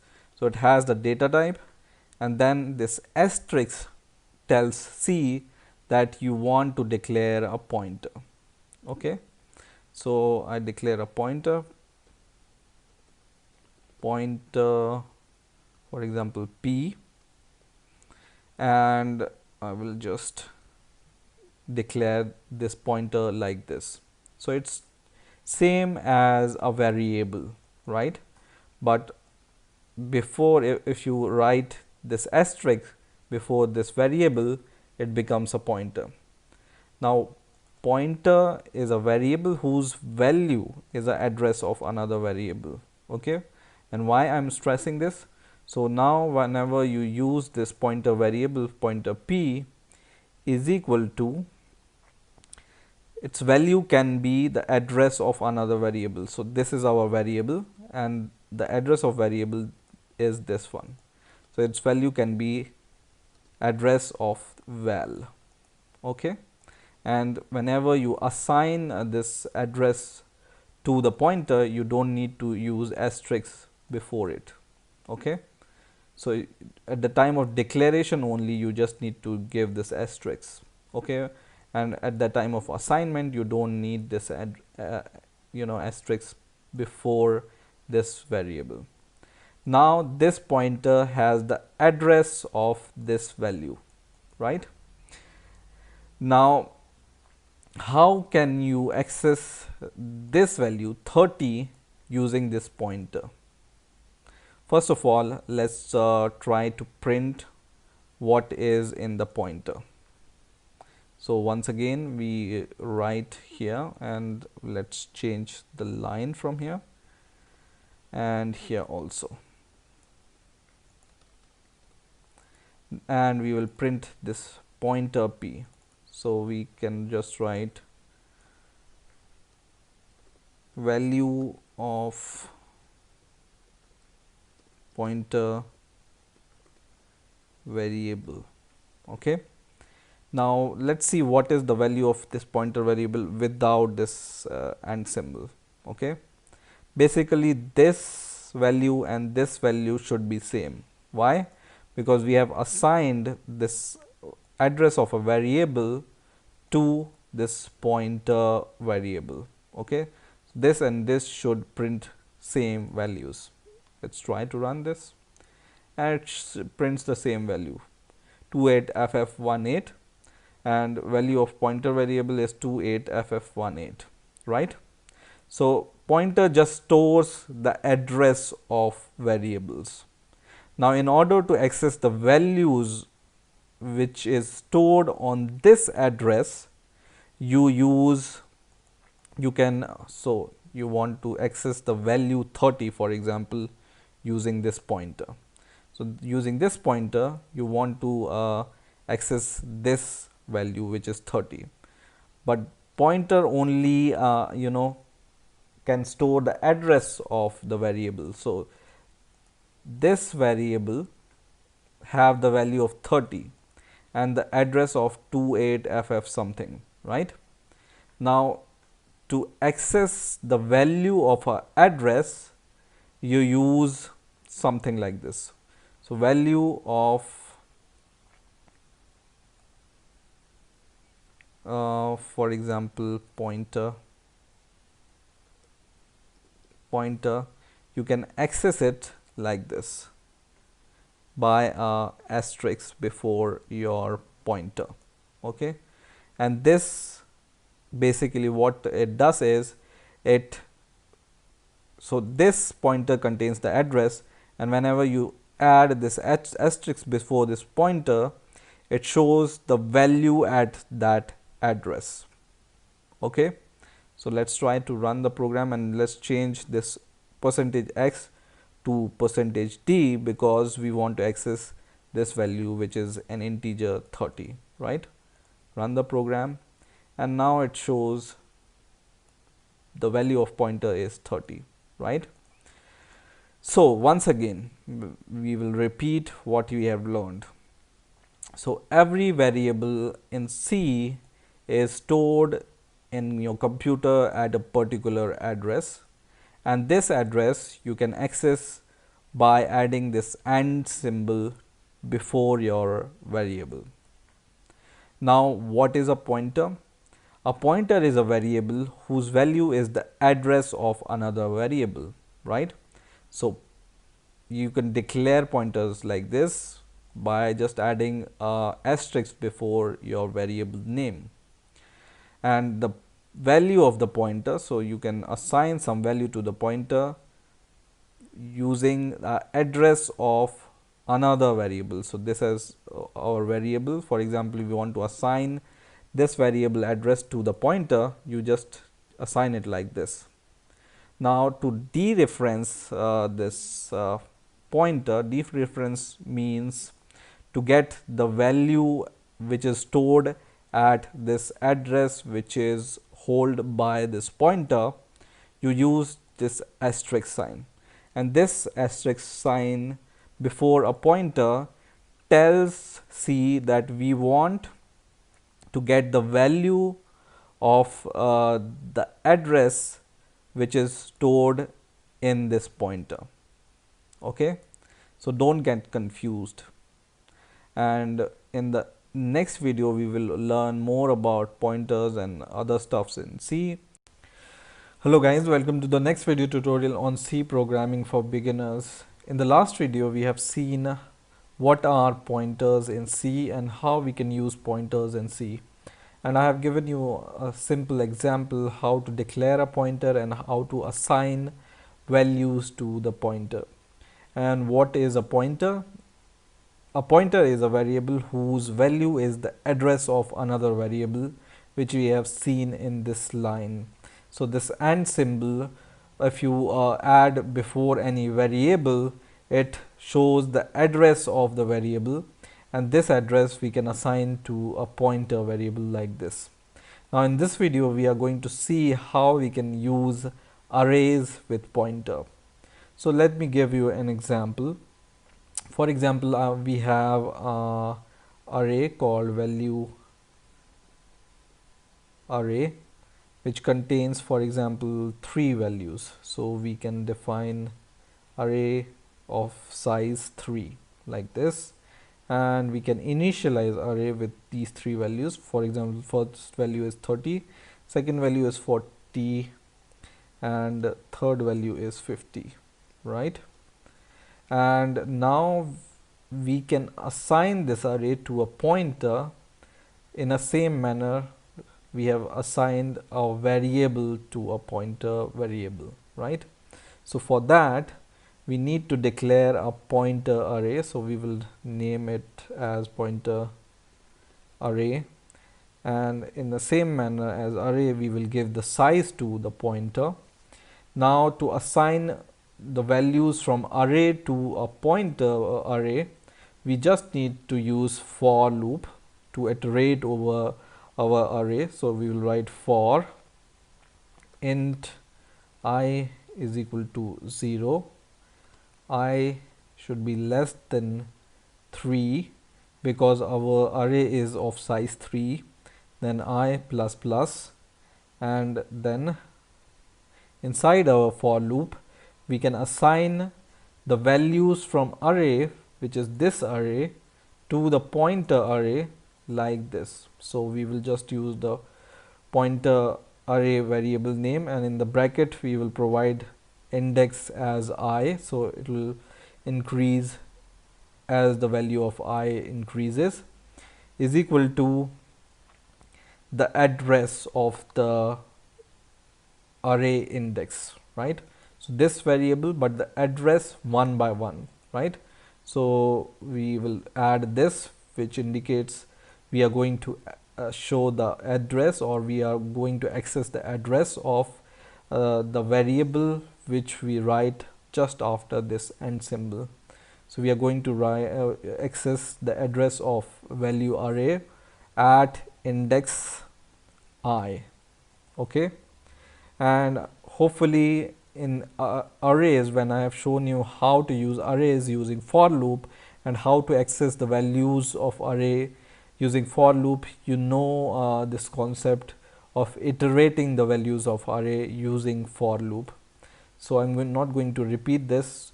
Basically, this for loop we are going to use to iterate over this array one by one. So if I have the index 0, we are accessing this 30 value. If the index is 1, we are going to access this. If the index is 2, we are going to access this value, right? So basically what we have done, we have assigned the addresses to our pointer array, right? So index of pointer is equal to, you know, whatever value is at this index, the address of this, right? So what we have done here, assign the address of array elements. Okay, now once we have assigned all these values to the pointer, now using this pointer you can access all these values. How? We are going to use once again a for loop, and in this for loop we are going to use or access our value using this pointer. Okay, so what we are going to do here, we are going to access our array like this. So we will print f, and then we can write variable array I, for example, or value of variable array or val array at index I, and then is equal to the value. So what will be the value? So what we can write here is, basically instead of this I, we can just use %d. So write %d is equal to, and then %d, which will give you the value, right? And then after comma, or let's give a line break to it also, and then after comma just write I, after comma just write the pointer. Now pointer, this stores the address, right? And then whenever you write this, something like this, because we are in for loop, this contains the address of the index which is contained by I. So basically this value is an address of a variable. But if we want to access the value of this address or value which is contained at this address, we just need to use this dereferencing pointer once again like this. Okay, and semicolon. And now once we run the program, let's see what happens. Build the program, and we can access the value of val array 0 is equal to 30, which is true, 30, 40, 50. Value of val array 1 is equal to 40. Value of val array at index 2 is equal to 50. So basically you can assign your array to a pointer array like this, and then access your array using a pointer array like this. Okay, so in this way you can use array pointers in C. Hello guys, welcome to the next video tutorial on C programming for beginners. In the last two videos we have been seeing how to use pointers in C and how we can use array pointers in C. Now in this video we will see how we can pass pointers as an argument of a function. So let me give you an example. For example, we want to pass a variable as an argument to a function which is a pointer. So for example, I will write a function which will take pointer as an argument. So I can return void, which is returning nothing, void, and then get value. For example, this is the name of my pointer, and this is the name of my function, I beg your pardon, and then I am passing an argument which is a pointer to this function, right? So my pointer, for example, pointer, okay, and then what I am going to do is basically I'm assigning this, so my pointer is equal to some value, okay, so something like this, pointer is equal to some value, for example 10,000. Okay, now what this basically doing is we are using a function get values to assign whatever you pass as an argument of this function is equal to 10,000, right? And because we are not returning anything, whenever you want to return void in C, you can just write return without returning anything, just the keyword return, and it means that you are not returning anything, but your function ends here, right? Now in order to use this get value function here in our main, for first of all we will declare a variable, for example int get the value, for example, right? And we are not initializing it, just consider this, because we will store at the address of this variable this value, right? So let's see how we can do this. So we will just call get value function, and remember what I have said, a pointer, once again, a pointer is a variable whose value is the address of another variable, right? So this pointer is basically whenever you want to pass some variable in place of this pointer as an argument of this function, you can basically pass the address of some variable in here as an argument, right? So how we can pass the address of some variable? Address, we can pass it like this, and whenever we write this address at the front of a variable, it means the address of this variable, right? So basically you can do something like this. So just always remember this definition. A pointer is a variable whose value is the address of another variable. So this is a pointer. So in place of this pointer, we can pass the address of another variable, right? And then what we will do here is print f the value, so the value of get value, right? So the magic begins here. So the value of get value is equal to %d and comma and then this value, right? So what do you think will be the value of this variable?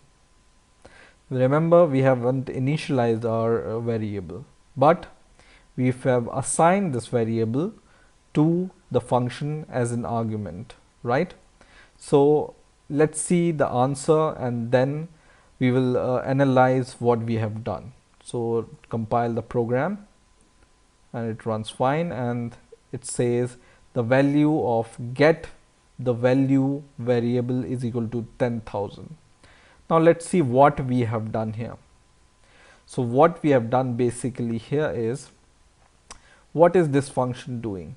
This function is taking a pointer, or basically a address of a variable, right? Because a pointer is a address of another variable, right?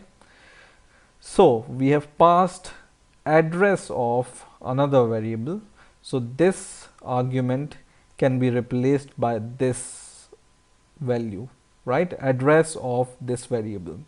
And what we have done basically is, we have indirectly here, what we have done here basically, indirectly assign value 10,000 at the address of this variable, right?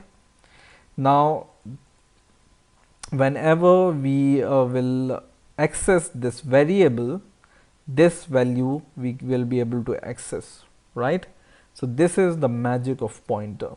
So you can assign some value to the address like this, and you can access this value at the address like this, okay?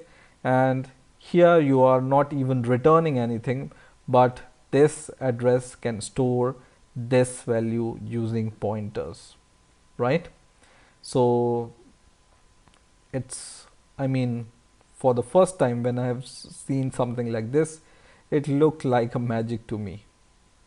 Now the next thing is, I have told you when I have shown you how to use arrays as an argument of a function, and at that time I have told you that you can also pass pointers as an array arguments, right? So let's take another example, okay? So I will delete all this, and how we can pass pointer array as an argument of a function. So for example, I will take the same example, that we are going to return integer value, and we want to know the sum of every element of an array. For example, int my array, and this array contains, for example, 4 variables, and these 4 variables can be anything. So you can assign, for example, 10, 20, 30, 40, okay? And we want to get the sum of each of the elements, 10 plus 20 plus 30 plus 40 basically, and then we want to get the results. We will make a function which returns integer, and then we can say get sum. It takes array as an argument, but I have shown you can pass array in 3 ways to a function as an argument. One is like int my, or array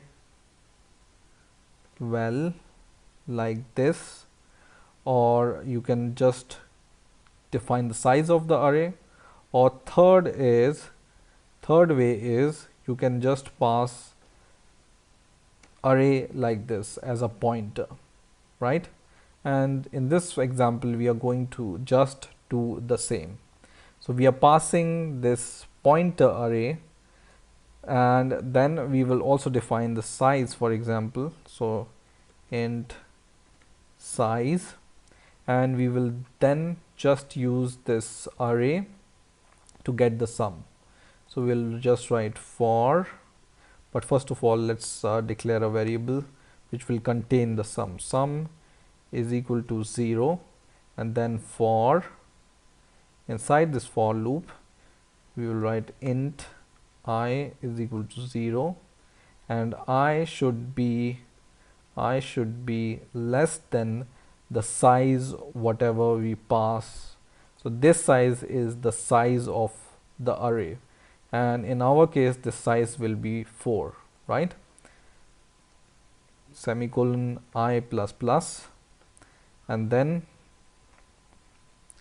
we will just make a sum like sum plus is equal to, if you remember, I have given this example when we have seen how to pass arrays to a function, right? Is equal to, and then we can just take the array, and then at every index of this array we are just summing this, so as we are just adding it to the sum, right?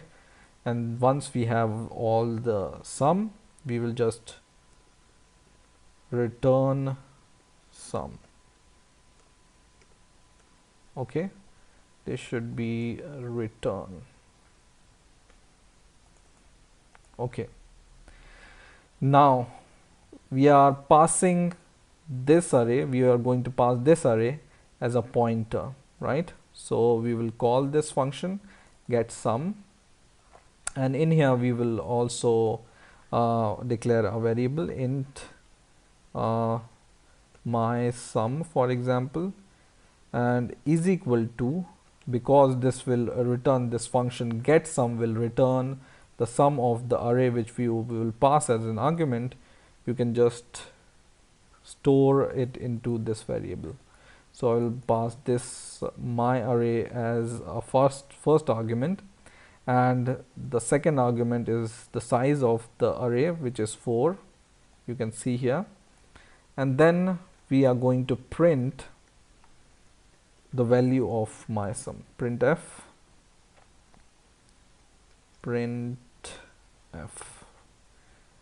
and the value of my sum is equal to %d, right? And let's see what is the value of my sum. And basically let's try to run the program and let's see if it matches the answer. Run the program, and it gives this, my sum is 100. So 10 plus 20 is 30, 30 plus 30 is 60, 60 plus 40 is 100. So our sum is correct, right? You can just increase the value of element in the array, for example 5, 50, and the size will be now 5 here, and run the program, and basically you got the answer 150, right? So in this way also you can pass array to a function as a pointer. Hello guys, welcome to the next video tutorial on C programming for beginners, and in this video we will see how string works in C and what is a string. Now what is a string first? A string is a single dimensional array of characters which is terminated by a null character.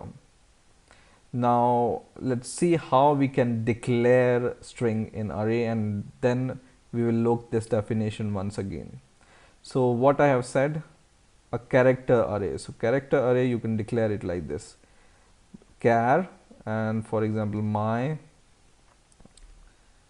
string, this should be string, and then character array. So square bracket, for example we define the size of this array as 6 is equal to, and here comes these curly braces, and inside these curly braces you can define the initialization to these characters, right? Or you can do something like this. Okay, so this is called a string. Once again, the definition: A string is an array of character. So this is the array of characters which is null terminated. So in this /0 in C is called null terminated character. Okay, and so this hello is the string, and our string is terminated by this null character. That's why we are saying our string is null terminated character array, right? In other terms, you can define a string with a character array of non-definite size. For example, char my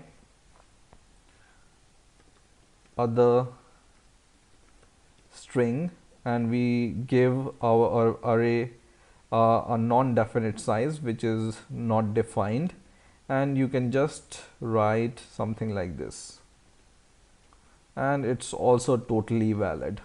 Okay, so you can define string in two ways in C. One is like definite sized array, and you can initialize it like this, or undefinite sized array of characters, and you can initialize it like this. Now to print these string, you can just use printf, not this but printf, and I can just print my string. So I can write my string value is equal to %s. So here we are using %s to print string, right? And comma, we will just use this variable, and let's see what is the value of this variable, and let's give a line break to the message we are printing, so that we can print in the next line the next message. And in here we will just write my other string value, and we will print this second variable like this. Okay, and let's compile and run the program, and it's printing the same value, right? My string value is equal to hello, my other string value is equal to also hello, right? So in this way you can define string in array. Now there is a header file in C called string, which you can add to your main.c, and then you can use some function from this header file, and you can perform some different functionality using this header file. So first of all, we will include this header file in our C main.c file. So just include, and then we will add string or string.h, right? So this is the header file in C which we can use to perform different functionality with string. Okay. Now the first function from this string.h we are going to use is string copy, strcpy. Okay, this is this function, and this function, what it does is it enables us to copy one string to another. Okay, so for example, we have a string of some size. For example, let's say we have a string, so string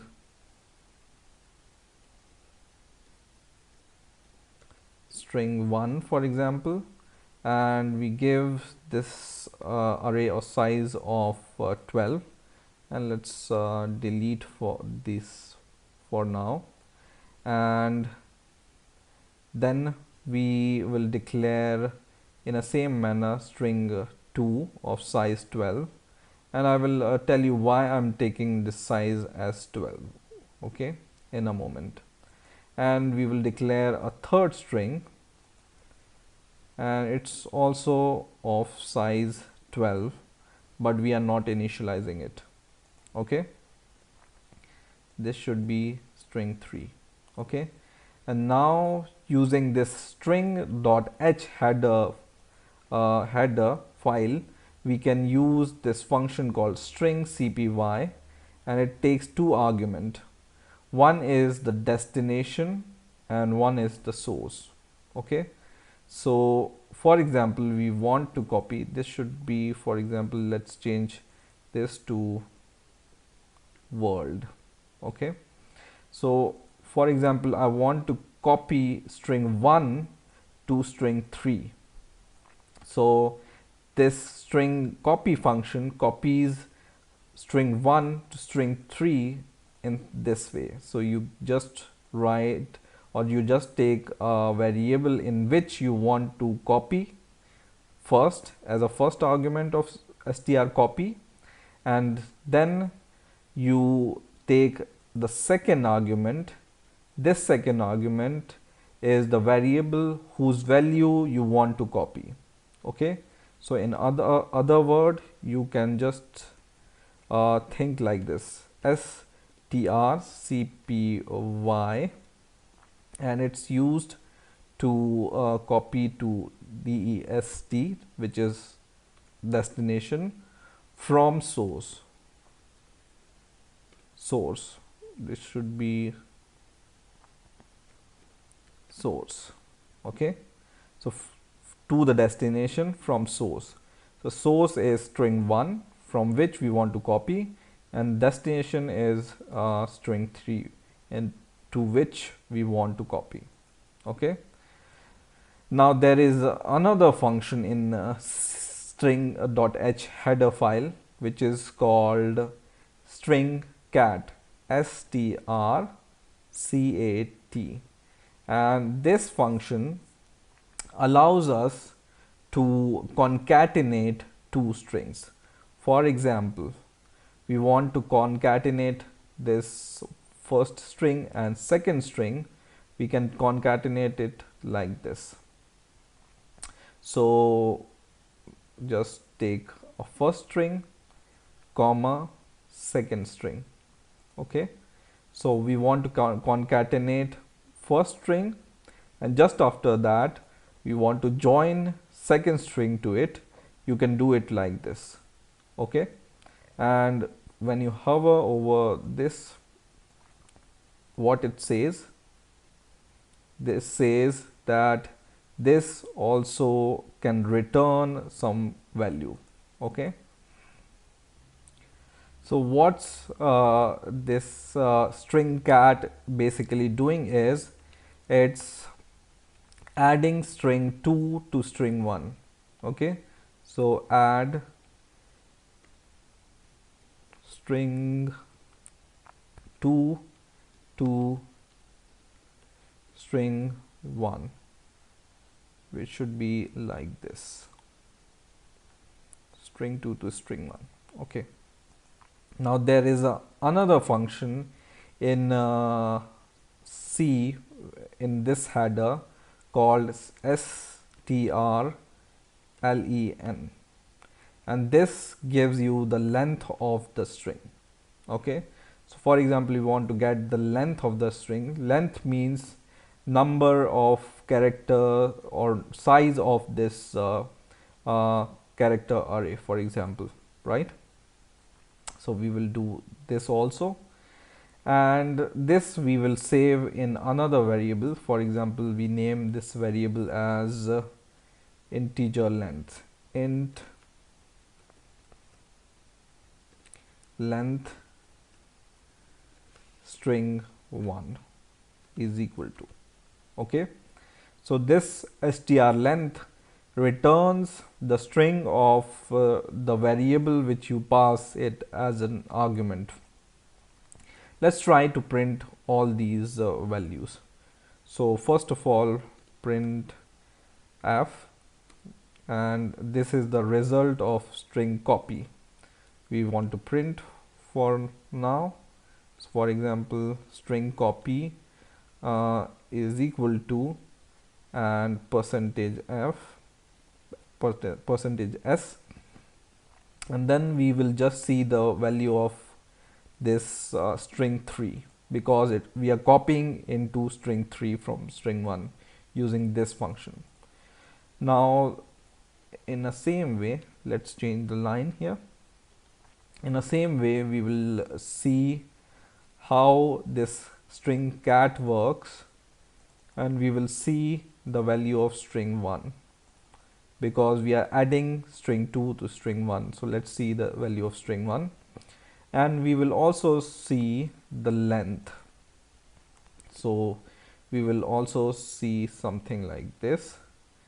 So we will also verify this strlen, and this will be verified by this, but this is the integer, so we will write %d here. Let's try to compile the program and run it, and it says, first of all, the string 3 value is hello, which is true because we have successfly copied the value hello to string 3. Okay, so this is printing hello. Now second string strcat have concatenated our first string and second string, which is hello world. So it has added second string to the first string. The third value returns us 10. Why it's returning 10? Because now our string 1 has the size of 10 because it's hello world. 1 2 3 4 5 for hello, and 1 2 3 4 5 for world. So string size is hello world. Now for example, we want to see the size of string 3. It should be 5 because it only contains hello in it, right? Compile it, and it says 5 because the size of string 3 is HELLO, which is 1 2 3 4 5 characters. That's why it's showing 5 here. Okay, there are other functions in this header file. For example, string compare or some other functions. For example, you want to compare two strings, you can use strcmp, and this compares the two strings. So for this string.h file is a very important header whenever you are working with string files. Hello guys, welcome to the next video tutorial on C programming for beginners, and in this video we will see what are structures in C and how we can use structures in C. So the first question is, what is a structure in C? In C, a structure is a collection of different variables which are grouped together to make some logical group. So for example, I want to make a structure of a student. There is no direct variable I can give to define the attribute for a student, so that I know that this attribute is for some particular student. There can be many students, and there can be I have to declare so many variables, and in the end, when I have so many variables, I can get confused which variable is assigned to which student.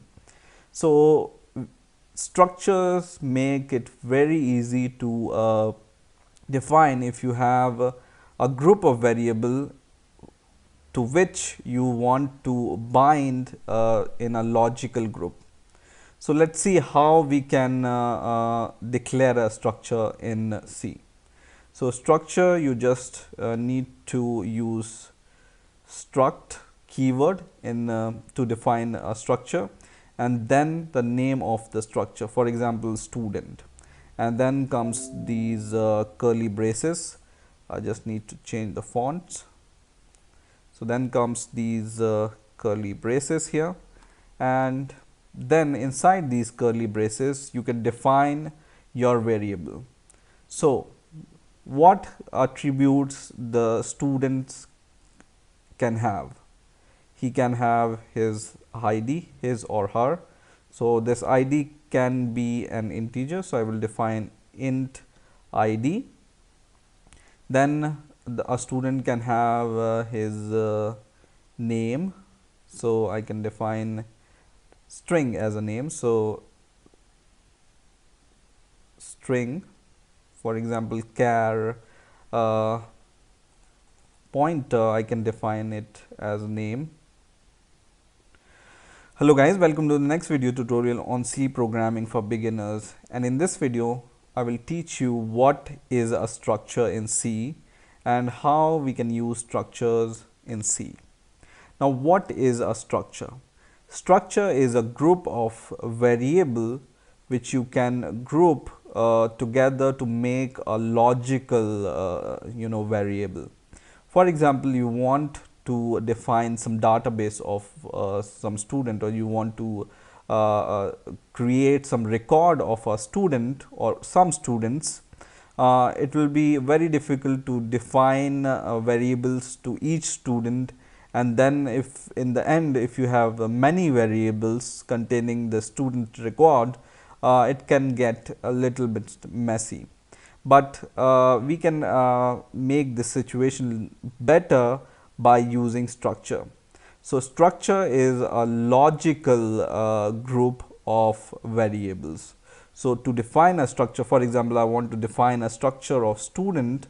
To define a structure, we use a keyword called struct, and then we give the name of the structure. For example, I give the name to my structure as student, and then comes curly braces, and inside these curly braces you define your attributes for this student structure.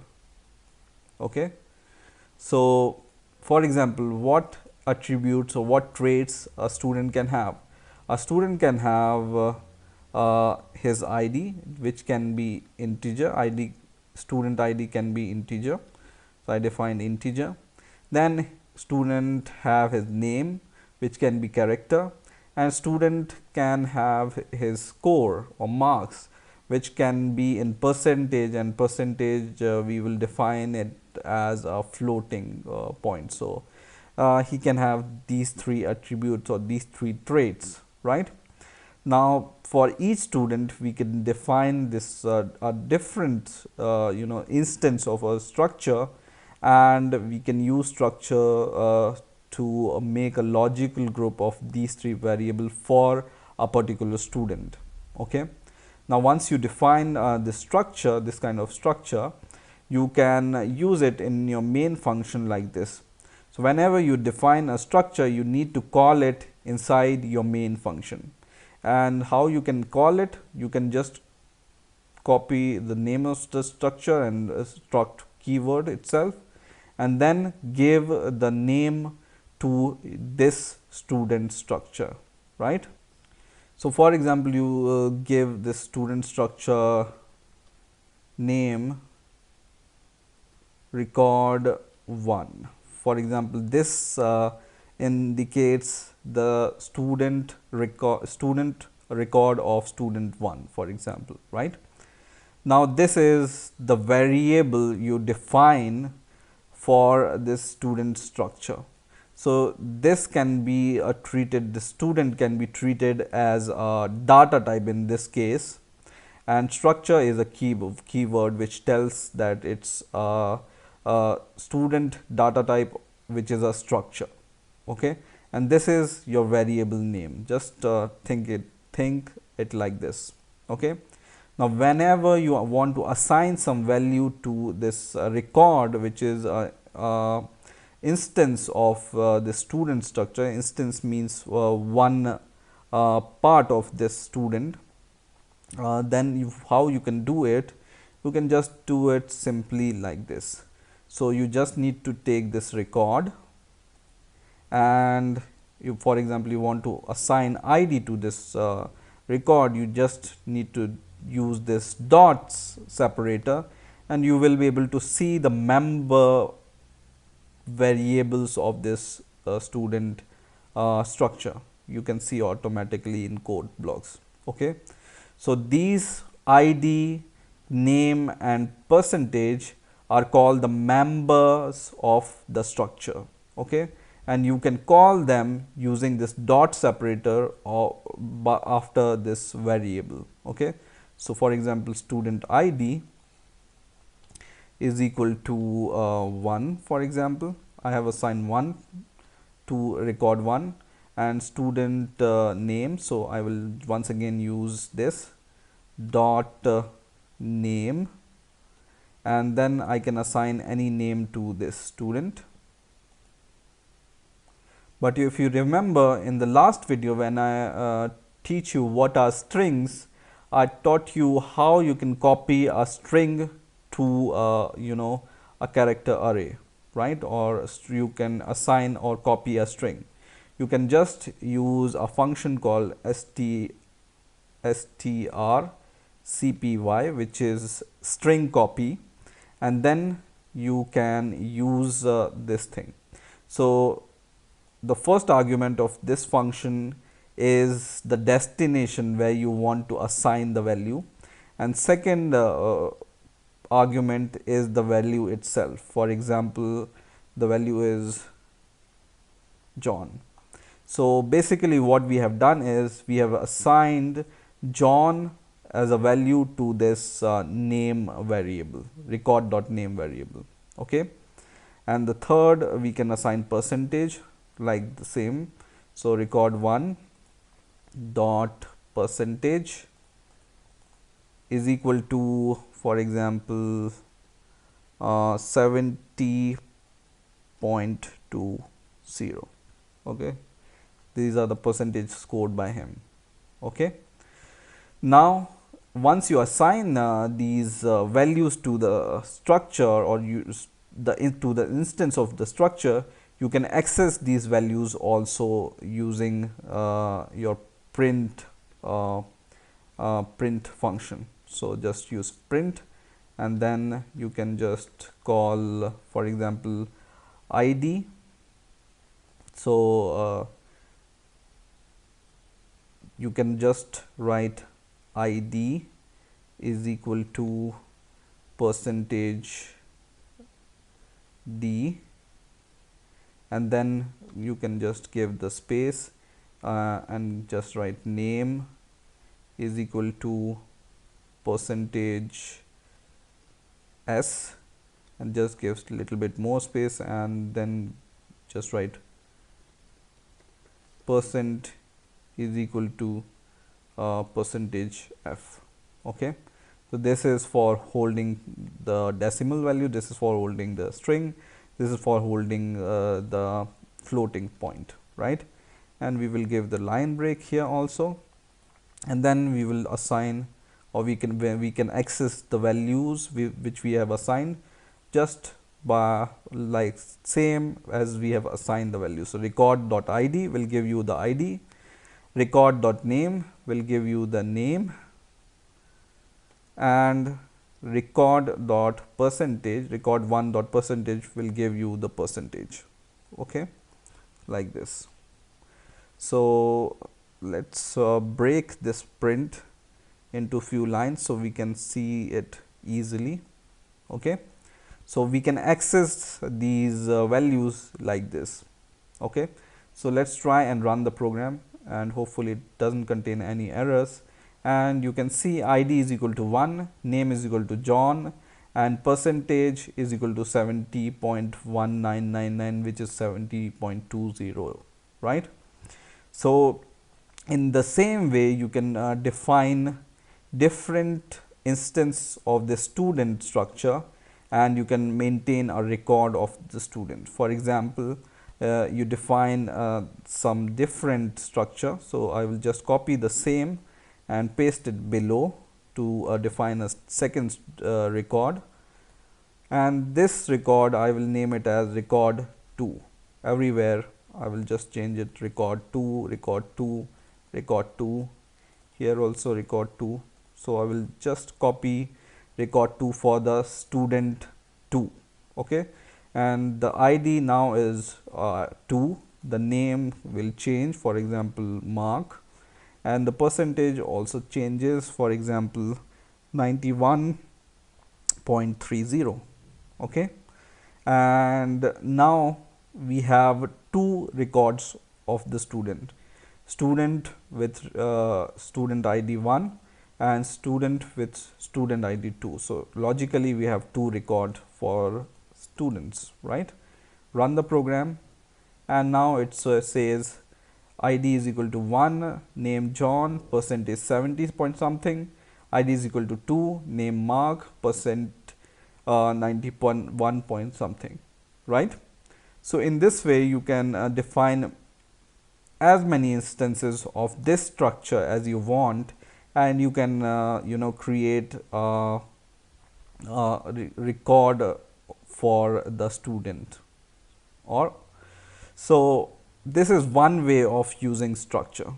There is one more way of using structure in C, and this is by directly giving the name to your student structure. For example, I can just delete this line from here, and instead of giving the name to this student variable here, I can just give the name at the declaration of this student structure. For example, record, right? And then this record will be my variable name. Okay, so the student is the structure and record will be the variable name of your structure. Okay, and then you can use this record to access the value or assign the values to this record. For example, here you can just replace record like this, and it will work like same. So you don't need to declare this record inside your main. This can be also declared like this, and this will be your variable name, and you don't need to declare inside your main. And when you run the program, it will run fine. It will give you the output. So in this way you can use structures in C, and try using structures by yourself, and try practicing using structures, and you will be good to go. Hello guys, welcome to the next video tutorial on C programming for beginners, and in this video we will see what is a union and how we can use union in C. Now in the last video we have seen how to use structures in C, and union functionally work like structure, but there are some key differences between structure and union which I'm going to discuss.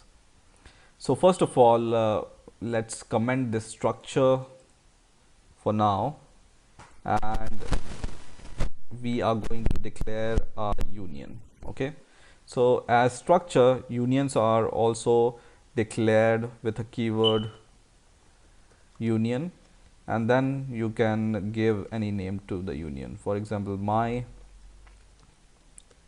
union, and then comes these curly braces like these, and then this semicolon. Okay, and in here comes your variables like you declare in the structure. Okay, and if you know, whenever we declare a variable, it has some size or depending upon the data type. So integer has a size of 4 and character has a size of 1 byte. Okay, so for example, if we want to declare this union, let's define the union type also, you and I, for example, and now we declare a union here, UNI, and then we can use UNI to give values to our myInt variable and myChar variable. For example, myInt is equal to 4, and then UNI dot myChar is equal to 9. Okay, and now let's compile if it works or not. And UNI have the problem here, so let's see what's the problem. I should use something like this, not here, but union myUnion is equal to UNI. Okay, now compile the program and it works fine. Okay, so now we are going to print the value of myChar and myInt here. So we will just write print, and inside the bracket we will just write %i/n for next line, and then we just print the value of myChar first. Okay, UNI dot myChar here, and compile and run the program. It here should be semicolon, I forgot, and run the program. And what's the problem here? The problem is warning, implicit declaration of something. So problem is here in printf, it should be printf, and when I run the program it gives me 5, which is correct. uni.myChar, we have assigned the value of 9, which is giving the answer. But let's see what happens when we try to access the value of myInt. Okay, here we will try to access the value of myInt instead of myChar. It gives us the same result, which is 9, which is not true. So what's happening here? So whenever you define a structure like this, it allocates its variable or member variables to some memory space. So for example, you have defined variable myInt and myChar in your myStruct structure, then it allocates 4 bytes of memory in some memory space in your computer for myInt, and it allocates 1 byte of memory for this character in some other memory space. So when we see in the memory map, for example, it will look like this: 1, 2, 3, 4. So these 4 bytes are for your myInt,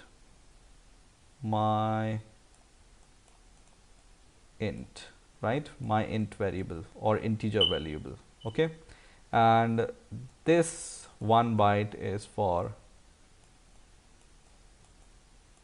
char. Okay, now whenever you use union, the memory mapping is little bit different.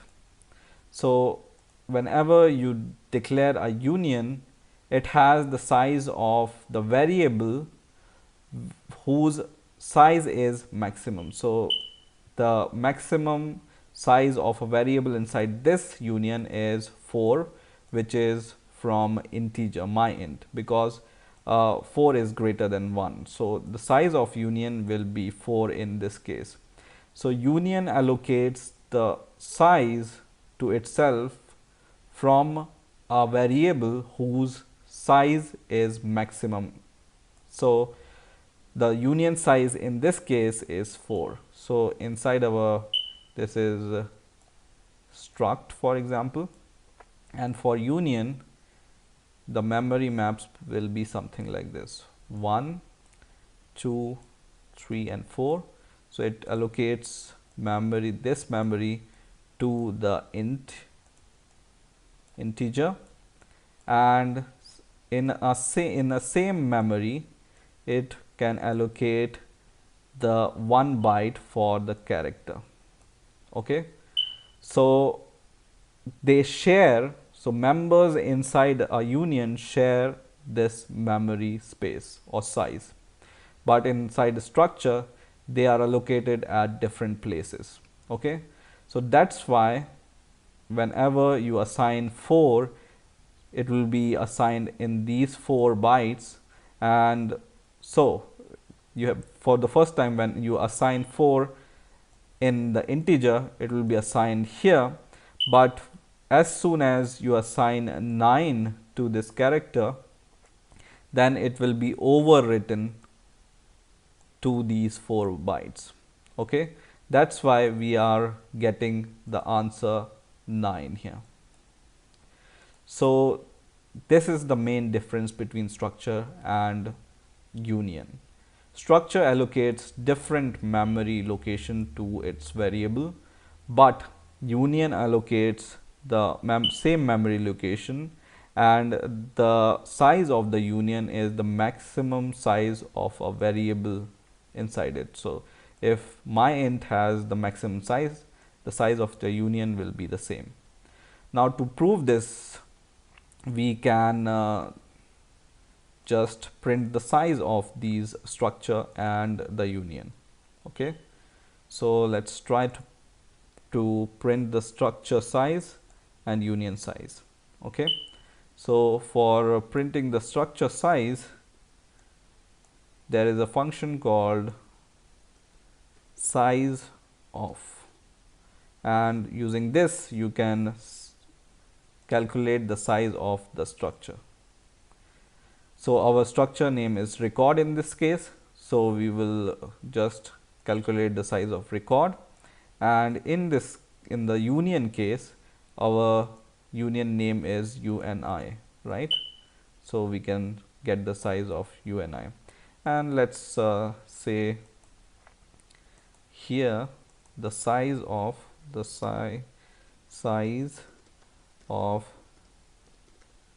struct, and just below it we can say the size of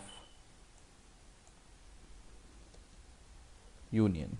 Okay, and compile the program and run the program, and it says the size of structure is 8 and the size of union is 4.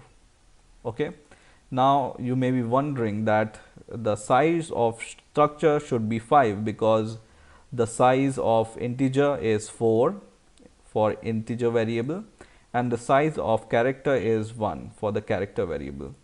Where does this 8 comes from as a size?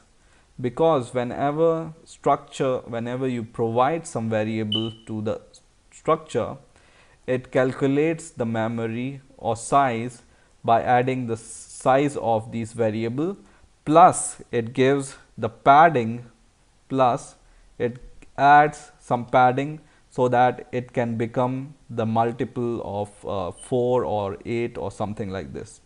That's why you are seeing 8 here, because 5 is not the multiple of 8 or 4. Okay, so structure provide or C provides some padding to the structure so that its size become 8 instead of 5. But the size of union is 4, as I have told you that it's the size of the variable which has the maximum size. So size of union is 4 in this case. And you may also be wondering where we can use union if they overwrite the stuff every time you try to access them. The union are mainly used in embedded programming, wherever you try to access some memory or something like this. There it's mostly used, but you need to read about this, where can you possibly use this union. So I hope you have understood the basic concept of union, and I hope you have enjoyed this video. Please rate, comment, subscribe, and bye for now.